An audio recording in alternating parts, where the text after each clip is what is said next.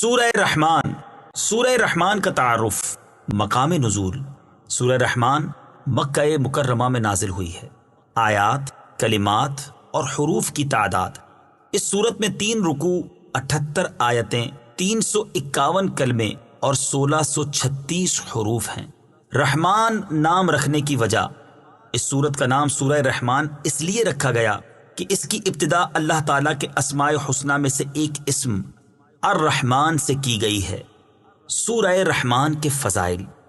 حضرت علی المرتضیٰ کرم اللہ تعالی وجہہ الکریم سے روایت ہے، نبی اکرم صلی اللہ تعالی علیہ وآلہ وسلم نے ارشاد فرمایا، ہر چیز کی ایک زینت ہے اور قرآن کی زینت سورہ رحمان ہے. مفتی احمد یار خان نعیمی رحمت اللہ تعالی علیہ فرماتے ہیں، چند وجہ سے سورہ رحمان کو قرآن کی دلہن زینت فرمایا گیا. اس صورت میں اللہ تعالیٰ کی ذات و صفات کا ذکر ہے اور ذات و صفات پر اعتقاد ایمان کی زینت ہے. اس صورت میں جنت کی حوروں، ان کے حسن و جمال، ان کے زیورات کا ذکر ہے اور یہ چیزیں جنت کی زینت ہیں. اس صورت میں آیت مبارکہ فَبِأَيِّ آلَاءِ رَبِّكُمَا تُكَذِّبَانِ 31 جگہ ارشاد ہوا، اس سے صورت کی زینت زیادہ ہو گئی. حضرت فاطمہ الزہرا رضی اللہ تعالی عنہا سے روایت ہے، رسول کریم صلی اللہ تعالی علیہ وآلہ وسلم نے ارشاد فرمایا، سورہ حدید، سورہ واقعہ اور سورہ رحمان کی تلاوت کرنے والے کو زمین و آسمان کی بادشاہت میں جنت الفردوس کا مکین پکارا جاتا ہے. نمبر 3، اس سورت کی آیات اگرچہ چھوٹی چھوٹی ہیں لیکن ان کی تاثیر بہت مضبوط ہے. مروی ہے کہ حضرت قیس بن عاصم من قری رضی اللہ تعالی عنہ نے اسلام قبول کرنے سے پہلے سید المرسلین صلی اللہ تعالی علیہ وآلہ وسلم سے عرض کی، جو کچھ آپ پر نازل کیا گیا ہے میرے سامنے اس کی تلاوت کیجیے. آپ صلی اللہ تعالی علیہ وآلہ وسلم نے اس کے سامنے سورہ رحمان پڑھی تو اس نے عرض کی، اسے دوبارہ پڑھیے. حتیٰ کہ نبی اکرم صلی اللہ تعالی علیہ وآلہ وسلم نے اس کے کہنے پر 3 مرتبہ سورہ رحمان کو پڑھا. سورہ رحمان سن کر اس نے عرض کی، خدا کی قسم یہ سورت بہت ہی خوبصورت ہے، اس میں بہت حلاوت ہے. اس کا نیچے والا حصہ سرسبز ہے اور اوپر والا حصہ پھلدار ہے، اور یہ کسی انسان کا کلام ہی نہیں، اور میں گواہی دیتا ہوں کہ اللہ تعالیٰ کے سوا اور کوئی معبود نہیں، اور بے شک آپ اللہ تعالیٰ کے رسول ہیں. سورہ رحمان کے مضامین. اس سورت کا مرکزی مضمون یہ ہے کہ اس میں اللہ تعالیٰ کی وحدانیت اور قدرت، نبی اکرم صلی اللہ تعالی علیہ وسلم کی نبوت اور قرآن مجید کے اللہ تعالیٰ کے وحی ہونے پر دلائل بیان کیے گئے ہیں. نیز اس میں یہ مضامین بیان کیے گئے ہیں. نمبر 1، اس سورت کی ابتدا میں اللہ تعالیٰ نے اپنی عظیم نعمتوں جیسے قرآن پاک کو نازل کرنے، تاجدار رسالت صلی اللہ تعالی علیہ وآلہ وسلم کو اس کی تعلیم دینے، آپ صلی اللہ تعالی علیہ وسلم کو دنیا و آخرت کی تمام چیزوں کی تعلیم دینے کا ذکر فرمایا. نمبر 2، اس کے بعد سورج، چاند، زمین پر اگی ہوئی بیلوں، درختوں، آسمانوں، زمینوں، باغات میں پھلوں اور کھیتوں میں فصلوں کا ذکر فرمایا. نمبر 3، حضرت آدم علیہ الصلوۃ والسلام اور ابلیس کی پیدائش، میٹھے اور کھاری سمندروں اور ان سے موتیوں کے نکلنے کو بیان فرمایا گیا. نمبر 4، اس جہاں کے فنا ہونے اور صرف اللہ تعالیٰ کی ذات کے باقی رہنے اور تمام مخلوق کے اللہ تعالیٰ کا محتاج ہونے کا ذکر فرمایا گیا. نمبر 5، اس سورت کے آخر میں قیامت، جنت کی نعمتوں اور جہنم کی سختیوں اور ہولناکیوں وغیرہ کا ذکر ہے. سورہ قمر کے ساتھ مناسبت. سورہ رحمان کی اپنے سے ماں قبل سورت قمر کے ساتھ مناسبت یہ ہے کہ سورہ قمر میں قیامت، جہنم کی ہولناکیوں، مجرموں کا عذاب، متقی مسلمانوں کا ثواب اور جنت کے اوصاف اجمالی طور پر بیان کیے گئے، اور سورہ رحمان میں یہ چیزیں تفصیل کے ساتھ بیان کی گئی ہیں. بسم اللہ الرحمن الرحیم. ترجمہ: اللہ کے نام سے شروع جو نہایت مہربان رحمت والا ہے. الرحمن علم القرآن. ترجمہ: رحمان نے قرآن سکھایا. الرحمن، رحمان. تفسیر صراط الجنان میں ہے، اس آیت کی شان نزول کے بارے میں ایک قول یہ ہے کہ جب سورہ فرقان کی آیت نمبر 60 نازل ہوئی جس میں رحمان کو سجدہ کرنے کا حکم دیا گیا تو کفار مکہ نے کہا کہ رحمان کیا ہے، ہم نہیں جانتے. اس پر اللہ تعالیٰ نے سورہ الرحمان نازل فرمائی کہ رحمان جس کا تم انکار کرتے ہو وہی ہے جس نے قرآن نازل فرمایا، اور ایک قول یہ ہے کہ اہل مکہ نے جب کہا کہ محمد مصطفیٰ صلی اللہ تعالی علیہ وآلہ وسلم کو کوئی بشر سکھاتا ہے تو یہ آیت نازل ہوئی، اور اللہ تبارک و تعالی نے فرمایا کہ رحمان نے قرآن اپنے حبیب محمد مصطفیٰ صلی اللہ تعالی علیہ وآلہ وسلم کو سکھایا۔ سورہ رحمان کی آیت نمبر 1 اور 2 سے حاصل ہونے والی معلومات۔ اس معنی کے اعتبار سے ان آیات سے 5 باتیں معلوم ہوئیں۔ نمبر 1، قرآن پاک اللہ تعالیٰ کی بہت بڑی نعمت ہے، اسی لیے سب سے پہلے اس کا ذکر فرمایا۔ نمبر 2، حضور اقدس صلی اللہ تعالی علیہ وآلہ وسلم کے پاس قرآن پاک بظاہر حضرت جبریل علیہ السلام کے واسطے سے آیا، لیکن در حقیقت اللہ تعالیٰ نے اپنے حبیب صلی اللہ تعالی علیہ وآلہ وسلم کو قرآن سکھایا۔ نمبر 3، مخلوق میں سے حضور پرنور صلی اللہ تعالی علیہ وآلہ وسلم کا کوئی استاد نہیں، بلکہ آپ کا علم مخلوق کے واسطے کے بغیر اللہ تعالیٰ کی عطا سے ہے۔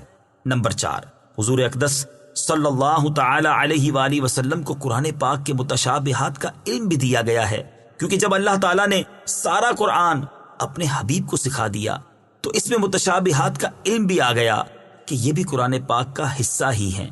نمبر 5، اللہ تعالیٰ نے حضرت آدم علیہ نبینا علیہ السلام کو تمام اشیاء کے نام سکھائے، جیسا کہ ارشاد باری تعالیٰ ہے، وعلم آدم الأسماء كلها۔ ترجمہ، اور اللہ تعالیٰ نے آدم کو تمام اشیاء کے نام سکھا دیے۔ حضرت داؤد علیہ نبینا علیہ السلام کو زرہ بنانا سکھائی، چنانچہ ارشاد فرمایا، وعلمناه صنعة لبوس لكم۔ ترجمہ، اور ہم نے تمہارے فائدے کے لیے اسے جنگی لباس کی صنعت سکھا دی۔ حضرت سلیمان علیہ نبینا علیہ السلام کو پرندوں کی زبان سکھائی، جیسا کہ حضرت سلیمان علیہ السلام نے اس کا اظہار کرتے ہوئے فرمایا، یا ایھا الناس علمنا منطق الطیر۔ ترجمہ، اے لوگو، ہمیں پرندوں کی بولی سکھائی گئی ہے۔ حضرت عیسیٰ علیہ السلام کو طب، تورات اور انجیل کا علم عطا فرمایا۔ ارشاد باری تعالیٰ ہے، وَيُعَلِّمُهُ الْكِتَابَ وَالْحِكْمَةَ وَالتَّوْرَاةَ وَالْإِنجِيلَ۔ ترجمہ، اور اللہ اسے کتاب اور حکمت اور توریت اور انجیل سکھائے گا۔ حضرت خضر علیہ السلام کو علم لدنی عطا فرمایا، چنانچہ ارشاد فرمایا، وَعَلَّمْنَاهُ مِن لَّدُنَّا عِلْمًا۔ ترجمہ، اور اسے اپنا علم لدنی عطا فرمایا، اور اپنے حبیب صلی اللہ تعالی علیہ وآلہ وسلم کو جو کچھ سکھایا اس کے بارے میں ارشاد فرمایا کہ الرحمن علم القرآن۔ ترجمہ، رحمان نے اپنے محبوب کو قرآن سکھایا۔ ایک اور مقام پر ارشاد فرمایا، وَإِنَّكَ لَتُلَقَّى الْقُرْآنَ مِن لَّدُنْ حَكِيمٍ عَلِيمٍ۔ ترجمہ، اور اے محبوب، بے شک آپ کو حکمت والے، علم والے کی طرف سے قرآن سکھایا جاتا ہے۔ اور ایک جگہ واضح طور پر فرما دیا کہ وَعَلَّمَكَ مَا لَمْ تَكُن تَعْلَمُ۔ ترجمہ، اور آپ کو وہ سب کچھ سکھا دیا جو آپ نہ جانتے تھے۔ اس سے معلوم ہوا کہ سید المرسلین صلی اللہ تعالی علیہ وآلہ وسلم کا علم تمام انبیاء کرام بلکہ تمام مخلوق سے زیادہ ہے۔ خلق الانسان علمہ البیان۔ ترجمہ، انسان کو پیدا کیا، اسے بیان سکھایا۔ خلق الانسان، انسان کو پیدا کیا۔ تفسیر صراط الجنان میں ہے، اس آیت اور اس کے بعد والی آیت میں انسان اور بیان کے مصداق کے بارے میں مفسرین کے مختلف قول ہیں۔ ایک قول یہ ہے کہ یہاں انسان سے مراد دو عالم کے سردار محمد مصطفیٰ صلی اللہ تعالی علیہ وآلہ وسلم ہیں، اور بیان سے ما کان و ما یکون، یعنی جو کچھ ہو چکا اور جو کچھ آئندہ ہوگا کا بیان مراد ہے۔ کیونکہ نبی کریم صلی اللہ تعالی علیہ وآلہ وسلم اولین و آخرین اور قیامت کے دن کی خبریں دیتے تھے۔ ایک قول یہ ہے کہ یہاں انسان سے مراد حضرت آدم علیہ السلام ہیں، اور بیان سے مراد تمام چیزوں کے اسماء اور تمام زبانوں کا بیان مراد ہے۔ اور ایک قول یہ ہے کہ یہاں انسان سے اس کی جنس یعنی حضرت آدم علیہ السلام اور ان کی تمام اولاد مراد ہے، اور بیان سے مراد گفتگو کی صلاحیت ہے جس کی وجہ سے انسان دیگر حیوانوں سے ممتاز ہوتا ہے۔ الشمس والقمر بحسبان۔ ترجمہ: سورج اور چاند حساب سے ہیں۔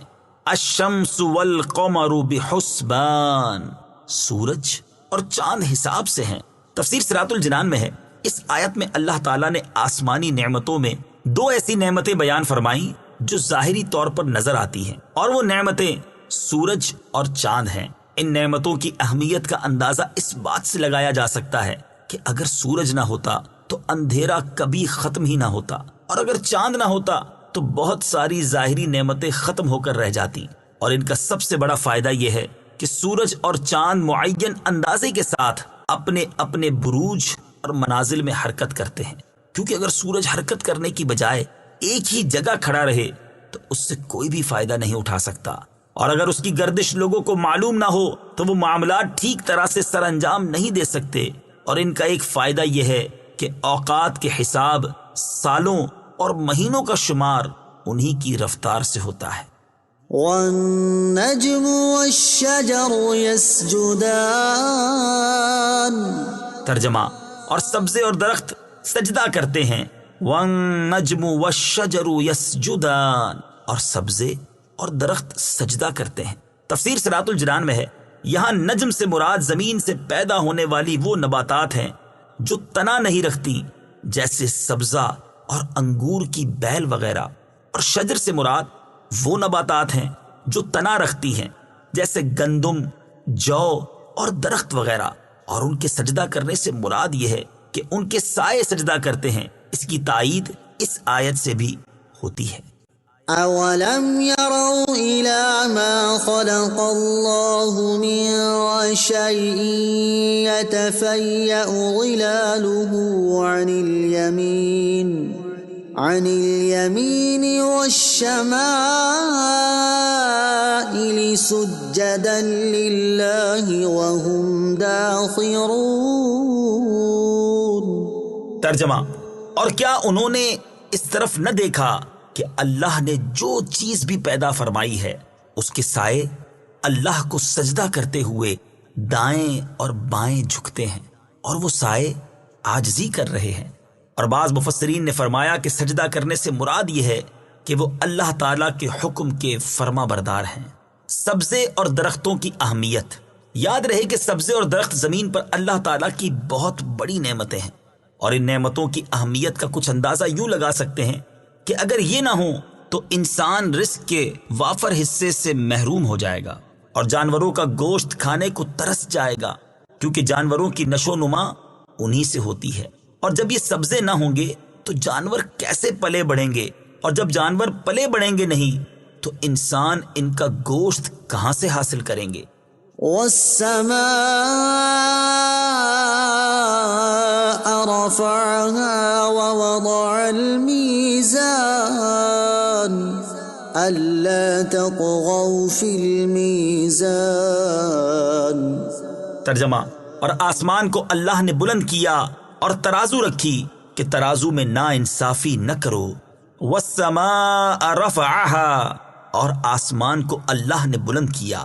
تفسیر صراط الجنان میں ہے، اللہ تعالیٰ نے آسمان کو محل اور رتبے کے اعتبار سے بلند پیدا فرمایا ہے۔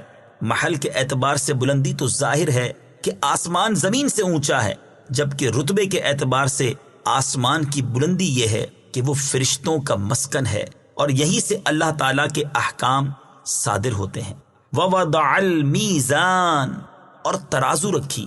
تفسیر صراط الجنان میں ہے، ایک قول یہ ہے کہ یہاں میزان سے مراد عدل کرنا ہے۔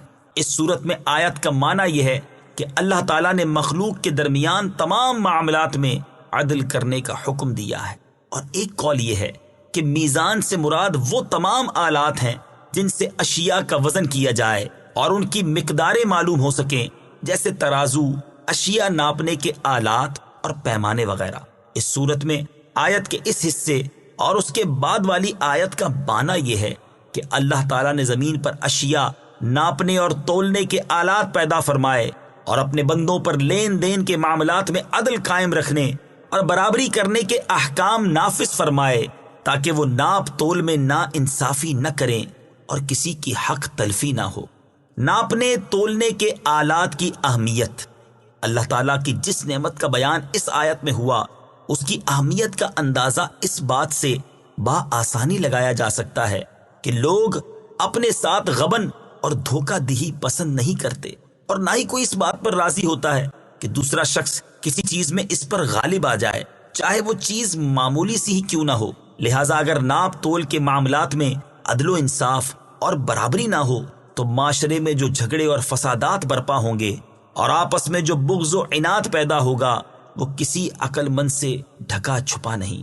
حضرت قتادہ رضی اللہ تعالی عنہ اسی آیت کی تفسیر میں فرماتے ہیں، اے انسان، تو دوسروں کے ساتھ اسی طرح انصاف کر جس طرح تجھے پسند ہے کہ تیرے ساتھ انصاف کیا جائے، اور تو دوسروں کو اسی طرح پورا پورا ناپ تول کر دے جیسے تجھے پورا پورا ناپ تول کر لینا پسند ہے، کیونکہ عدل و انصاف ہی سے لوگوں کے حالات درست رہ سکتے ہیں۔ وَأَقِيمُوا الْوَزْنَ بِالْقِسْطِ وَلَا تُخْسِرُوا الْمِيزَانَ۔ ترجمہ، اور انصاف کے ساتھ تول قائم کرو اور وزن نہ گھٹاؤ۔ وَأَقِيمُوا الْوَزْنَ بِالْقِسْطِ، اور انصاف کے ساتھ تول قائم کرو۔ تفسیر صراط الجنان میں ہے، یعنی جب تم لوگوں کے لیے کوئی چیز ناپو یا تولو تو انصاف کے ساتھ ناپ تول کرو اور اس چیز کا وزن کم نہ کرو۔ ناپ تول میں انصاف کرنے کا حکم دیا گیا۔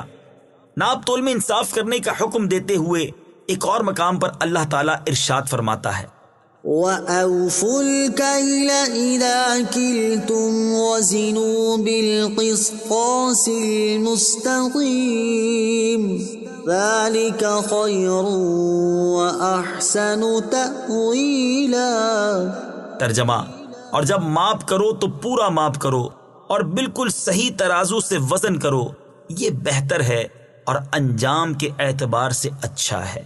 اور ارشاد فرماتا ہے، أَوْفُوا الْكَيْلَ وَلَا تَكُونُوا مِنَ الْمُخْسِرِينَ وَزِنُوا بِالْقِسْطَاسِ الْمُسْتَقِيمِ وَلَا تَبْخَسُوا النَّاسَ أَشْيَاءَهُمْ وَلَا تَعْثَوْا فِي الْأَرْضِ مُفْسِدِينَ۔ ترجمہ، اے لوگو، ناپ پورا کرو اور ناپ تول کو گھٹانے والوں میں سے نہ ہو جاؤ، اور بالکل درست ترازو سے تولو، اور لوگوں کو ان کی چیزیں کم کر کے نہ دو، اور زمین میں فساد پھیلاتے نہ پھرو۔ اور کم ناپنے تولنے والوں کے بارے میں ارشاد فرماتا ہے، وَيْلٌ لِّلْمُطَفِّفِينَ الَّذِينَ إِذَا اكْتَالُوا عَلَى النَّاسِ يَسْتَوْفُونَ وَإِذَا كَالُوهُمْ أَو وَّزَنُوهُمْ يُخْسِرُونَ أَلَا يَظُنُّ أُولَئِكَ أَنَّهُم مَّبْعُوثُونَ لِيَوْمٍ عَظِيمٍ يَوْمَ يَقُومُ النَّاسُ لِرَبِّ الْعَالَمِينَ۔ ترجمہ، کم تولنے والوں کے لیے خرابی ہے وہ لوگ کہ جب دوسرے لوگوں سے ناپ لیں تو پورا وصول کریں، اور جب انہیں ناپ یا تول کر دیں تو کم کر دیں۔ کیا یہ لوگ یقین نہیں رکھتے کہ انہیں اٹھایا جائے گا ایک عظمت والے دن کے لیے جس دن سب لوگ رب العالمین کے حضور کھڑے ہوں گے؟ حضرت عبداللہ ابن عمر رضی اللہ تعالیٰ عنہما فرماتے ہیں، رسول کریم صلی اللہ تعالی علیہ وآلہ وسلم نے ہماری طرف توجہ فرمائی اور ارشاد فرمایا، اے مہاجرین، جب تم 5 باتوں میں مبتلا کر دیے جاؤ، اور میں خدا سے پناہ مانگتا ہوں کہ تم ان باتوں کو پاؤ۔ پہلی بات یہ ہے کہ جب کسی قوم میں بے حیائی کے کام اعلانیہ ہونے لگ جائیں تو ان میں طاعون اور وہ بیماریاں عام ہو جاتی ہیں جو پہلے کبھی ظاہر نہ ہوئی تھی۔ دوسری بات یہ ہے کہ جب لوگ ناپ تول میں کمی کرنے لگ جاتے ہیں تو ان پر قحط اور مصیبتیں نازل ہوتی ہیں اور بادشاہ ان پر ظلم کرتے ہیں۔ تیسری بات یہ ہے کہ جب لوگ زکوٰۃ کی ادائیگی چھوڑ دیتے ہیں تو اللہ تعالیٰ بارش کو روک دیتا ہے۔ اگر زمین پر چوپائے نہ ہوتے تو آسمان سے پانی کا ایک قطرہ بھی نہ گرتا۔ چوتھی بات یہ ہے کہ جب لوگ اللہ تعالیٰ اور اس کے رسول کے عہد کو توڑ دیتے ہیں تو اللہ تعالیٰ ان پر ان کے غیروں میں سے دشمنوں کو مسلط کر دیتا ہے تو وہ ان کا مال وغیرہ چھین لیتے ہیں۔ پانچویں بات یہ ہے کہ جب مسلمان حکمران اللہ تعالیٰ کے قانون کو چھوڑ کر دوسرا قانون اور اللہ تعالیٰ کے احکام میں سے کچھ لیتے اور کچھ چھوڑتے ہیں تو اللہ تعالیٰ ان کے درمیان اختلاف پیدا فرما دیتا ہے۔ وَالْأَرْضَ وَضَعَهَا لِلْأَنَامِ فِيهَا فَاكِهَةٌ وَالنَّخْلُ ذَاتُ الْأَكْمَامِ وَالْحَبُّ ذُو الْعَصْفِ وَالرَّيْحَانُ فَبِأَيِّ آلَاءِ رَبِّكُمَا تُكَذِّبَانِ۔ ترجمہ: اور اس نے مخلوق کے لیے زمین رکھی، اس میں پھل، میوے اور غلاف والی کھجوریں ہیں اور بھوسے والا اناج اور خوشبودار پھول ہیں، تو اے جن و انسان تم دونوں اپنے رب کی کون کون سی نعمت کو جھٹلاؤ گے۔ وَالْأَرْضَ وَضَعَهَا لِلْأَنَامِ، اور اس نے مخلوق کے لیے زمین رکھی۔ تفسیر صراط الجنان میں ہے، ارشاد فرمایا کہ اللہ تعالیٰ نے اس مخلوق کے لیے زمین کو فرش کی طرح بچھا دیا جو اس میں رہتی اور بستی ہے تاکہ وہ اس میں آرام کریں اور فائدے اٹھائیں۔ فیہا فاکہہ، اس میں پھل میوے ہیں۔ تفسیر صراط الجنان میں ہے، اس آیت اور اس کے بعد والی آیت میں اللہ تعالیٰ نے چند وہ منافع بیان فرمائے ہیں جو اس نے مخلوق کے لیے زمین میں پیدا فرمائے ہیں۔ ان آیات کا خلاصہ یہ ہے کہ زمین میں بے شمار اقسام کے پھل، میوے اور غلاف والی کھجوریں ہیں جن میں بہت برکت ہے، اور بھوسے والا اناج جیسے گندم اور جو وغیرہ پیدا فرمایا ہے۔ بھوسے کا فائدہ یہ ہے کہ اس میں اناج دیر تک محفوظ رہے گا، اور جب تم اناج استعمال کر لو تو وہ بھوسا تمہارے جانوروں کے چارے میں کام آئے گا۔ اور زمین میں طرح طرح کے خوشبودار پھول پیدا فرمائے تاکہ ان کی خوشبو سونگ کر تمہیں فرحت حاصل ہو، اور وہ پھول تمہاری زیب و زینت میں کام آئیں۔ فَبِأَيِّ آلَاءِ رَبِّكُمَا تُكَذِّبَانِ، تو اے جن و انسان تم دونوں اپنے رب کی کون کون سی نعمت کو جھٹلاؤ گے۔ تفسیر صراط الجنان میں ہے، یعنی اے جن و انس کی گروہ، جو نعمتیں تمہارے سامنے بیان کی گئیں ان میں سے تم دونوں اپنے رب عز و جل کی کون کون سی نعمت کو جھٹلاؤ گے۔ ہدایت اور نصیحت کرنے کا بہترین اسلوب۔ اس سورہ مبارکہ میں یہ آیت 31 بار آئی ہے، اور اس صورت میں بار بار نعمتوں کا ذکر فرما کر یہ ارشاد فرمایا گیا ہے کہ تم اپنے رب عز و جل کی کون کون سی نعمت کو جھٹلاؤ گے۔ یہ ہدایت اور نصیحت کرنے کا بہترین اسلوب ہے، اور اس اسلوب کو اختیار کرنے کا مقصد یہ ہے کہ سننے والے کے نفس کو تنبیہ ہو اور اسے اپنے جرم اور کوتاہی کا حال معلوم ہو جائے کہ اس نے کس قدر نعمتوں کو جھٹلایا ہے، اور اسے اپنے کرتوتوں پر شرم آئے، اور اس طرح وہ نعمتوں کا شکر ادا کرنے اور فرما برداری کرنے کی طرف مائل ہو، اور یہ سمجھ لے کہ اللہ تعالیٰ کی اس پر بے شمار نعمتیں ہیں۔ حضرت جابر رضی اللہ تعالیٰ عنہ فرماتے ہیں، نبی کریم صلی اللہ تعالیٰ علیہ وآلہ وسلم اپنے صحابہ کرام علیہم رضوان کے پاس تشریف لائے اور ان کے سامنے سورہ رحمان شروع سے لے کر آخر تک پڑھی۔ صحابہ کرام علیہم رضوان یہ سورت سن کر خاموش رہے تو آپ صلی اللہ تعالیٰ علیہ وآلہ وسلم نے ارشاد فرمایا، میں نے یہ سورت جنات کو سنائی تو انہوں نے تم سے اچھا جواب دیا۔ جب میں یہ آیت فَبِأَيِّ آلَاءِ رَبِّكُمَا تُكَذِّبَانِ پڑھتا تو وہ کہتے، اے ہمارے رب عز و جل، ہم تیری کسی نعمت کو بھی نہیں جھٹلاتے، اور تمام تعریفیں تیرے ہی لیے۔ خلق الانسان من صلصال كالفخار۔ ترجمہ: اس نے انسان کو ٹھیکری کی طرح بجنے والی سوکھی مٹی سے پیدا کیا۔ خلق الانسان من صلصال كالفخار، اس نے انسان کو ٹھیکری کی طرح بجنے والی سوکھی مٹی سے پیدا کیا۔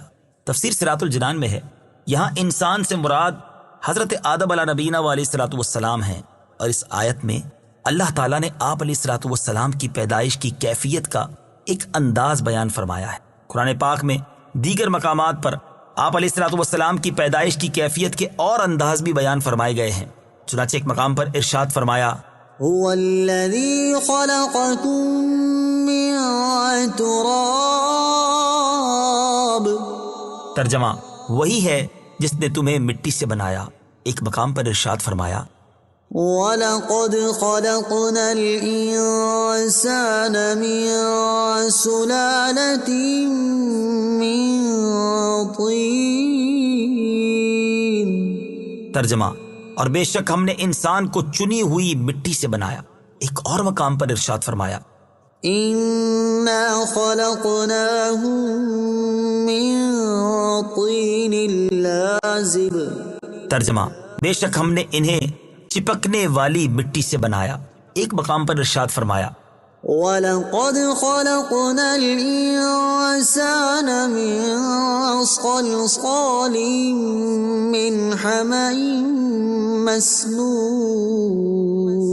ترجمہ اور بے شک ہم نے انسان کو خشک بجتی ہوئی مٹی سے بنایا جو ایسے سیاہ گارے کی تھی جس سے بو آتی تھی۔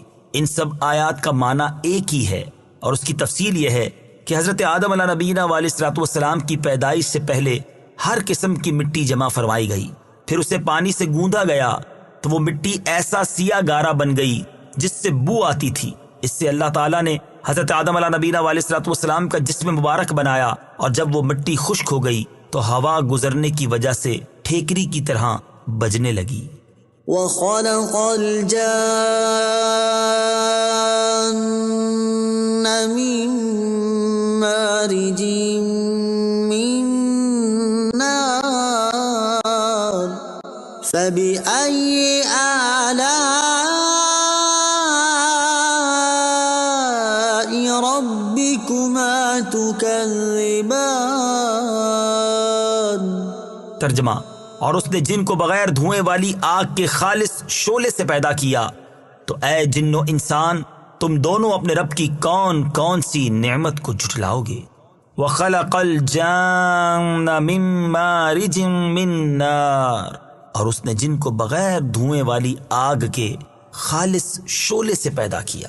تفسیر صراط الجنان میں ہے، یہاں جن سے مراد ابلیس ہے۔ ابلیس کو اللہ تعالیٰ نے حضرت آدم علیہ نبینا علیہ الصلوۃ والسلام سے پہلے آگ سے پیدا فرمایا، جیسا کہ ایک اور مقام پر اللہ تعالیٰ نے ارشاد فرمایا، وَالْجَانَّ خَلَقْنَاهُ مِن قَبْلُ مِن نَّارِ السَّمُومِ۔ ترجمہ اور ہم نے اس سے پہلے جن کو بغیر دھوئیں والی آگ سے پیدا کیا۔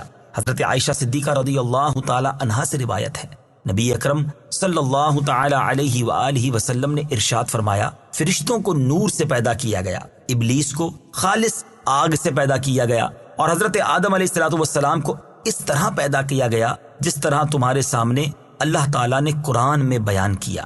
فَبِأَيِّ آلَاءِ رَبِّكُمَا تُكَذِّبَانِ، تو اے جن و انسان تم دونوں اپنے رب کی کون کون سی نعمت کو جھٹلاؤ گے۔ تفسیر صراط الجنان میں ہے، یعنی اے جن و انسان کے گروہ، تمہاری تخلیق کی مختلف حیتوں میں اللہ تعالیٰ نے تم پر جو نعمتیں فرمائیں، حتیٰ کہ تمہیں مرکبات میں سے افضل اور کائنات کا خلاصہ بنا دیا، ان میں سے تم دونوں اپنے رب عز و جل کی کون کون سی نعمت کو جھٹلاؤ گے۔ رب المشرقين ورب المغربين فبأي آلاء ربكما تكذبان۔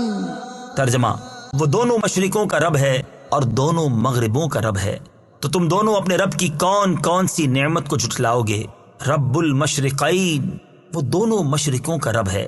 تفسیر صراط الجنان میں ہے، اس آیت میں دونوں مشرق اور دونوں مغرب سے گرمیوں اور سردیوں کے موسم میں سورج طلوع اور غروب ہونے کے دونوں مقام مراد ہیں۔ فَبِأَيِّ آلَاءِ رَبِّكُمَا تُكَذِّبَانِ، تو تم دونوں اپنے رب کی کون سی نعمت جھٹلاؤ گے۔ تفسیر صراط الجنان میں ہے، یعنی سردی اور گرمی کے دونوں مشرقوں اور مغربوں میں جو بے شمار فوائد ہیں، جیسے ہوا کا معتدل ہونا، مختلف موسموں جیسے سردی، گرمی، بہار اور خزاں کا آنا اور ہر موسم کی مناسبت سے مختلف چیزوں کا پیدا ہونا وغیرہ، تو ان میں سے تم دونوں اپنے رب عز و جل کی کون سی نعمت جھٹلاؤ گے؟ مرج البحرين يلتقيان بينهما برزخ لا يبغيان فبأي آلاء ربكما تكذبان يخرج منهما اللؤلؤ والمرجان فبأي آلاء ربكما تكذبان۔ ترجمہ: اس نے دو سمندر بہائے کہ دونوں ملے ہوئے لگتے ہیں، ان کے درمیان ایک آڑ ہے کہ وہ ایک دوسرے کی طرف بڑھ نہیں سکتے، تو تم دونوں اپنے رب کی کون کون سی نعمت کو جھٹلاؤ گے؟ ان سمندروں سے موتی اور مونگا نکلتا ہے، تو تم دونوں اپنے رب کی کون کون سی نعمت کو جھٹلاؤ گے؟ مرج البحرین، اس نے دو سمندر بہائے۔ تفسیر صراط الجنان میں ہے، اس آیت اور اس کے بعد والی آیت کا خلاصہ یہ ہے کہ اللہ تعالیٰ نے میٹھے اور خاری دو ایسے سمندر بہائے کہ دیکھنے میں ان کی سطح آپس میں ملی ہوئی لگتی ہے، کیونکہ ان کے درمیان فاصلہ کرنے کے لیے ظاہری طور پر کوئی چیز حائل نہیں، لیکن اللہ تعالیٰ کی قدرت سے ان کے درمیان ایک آڑ ہے جس کی وجہ سے وہ ایک دوسرے کی طرف بڑھ نہیں سکتے، بلکہ ہر ایک اپنی حد پر رہتا ہے اور دونوں میں سے کسی کا ذائقہ بھی تبدیل نہیں ہوتا۔ حالانکہ پانی کی خاصیت یہ ہے کہ وہ دوسرے پانی میں فوراً مل جاتا ہے اور اس کا ذائقہ بھی تبدیل کر دیتا ہے۔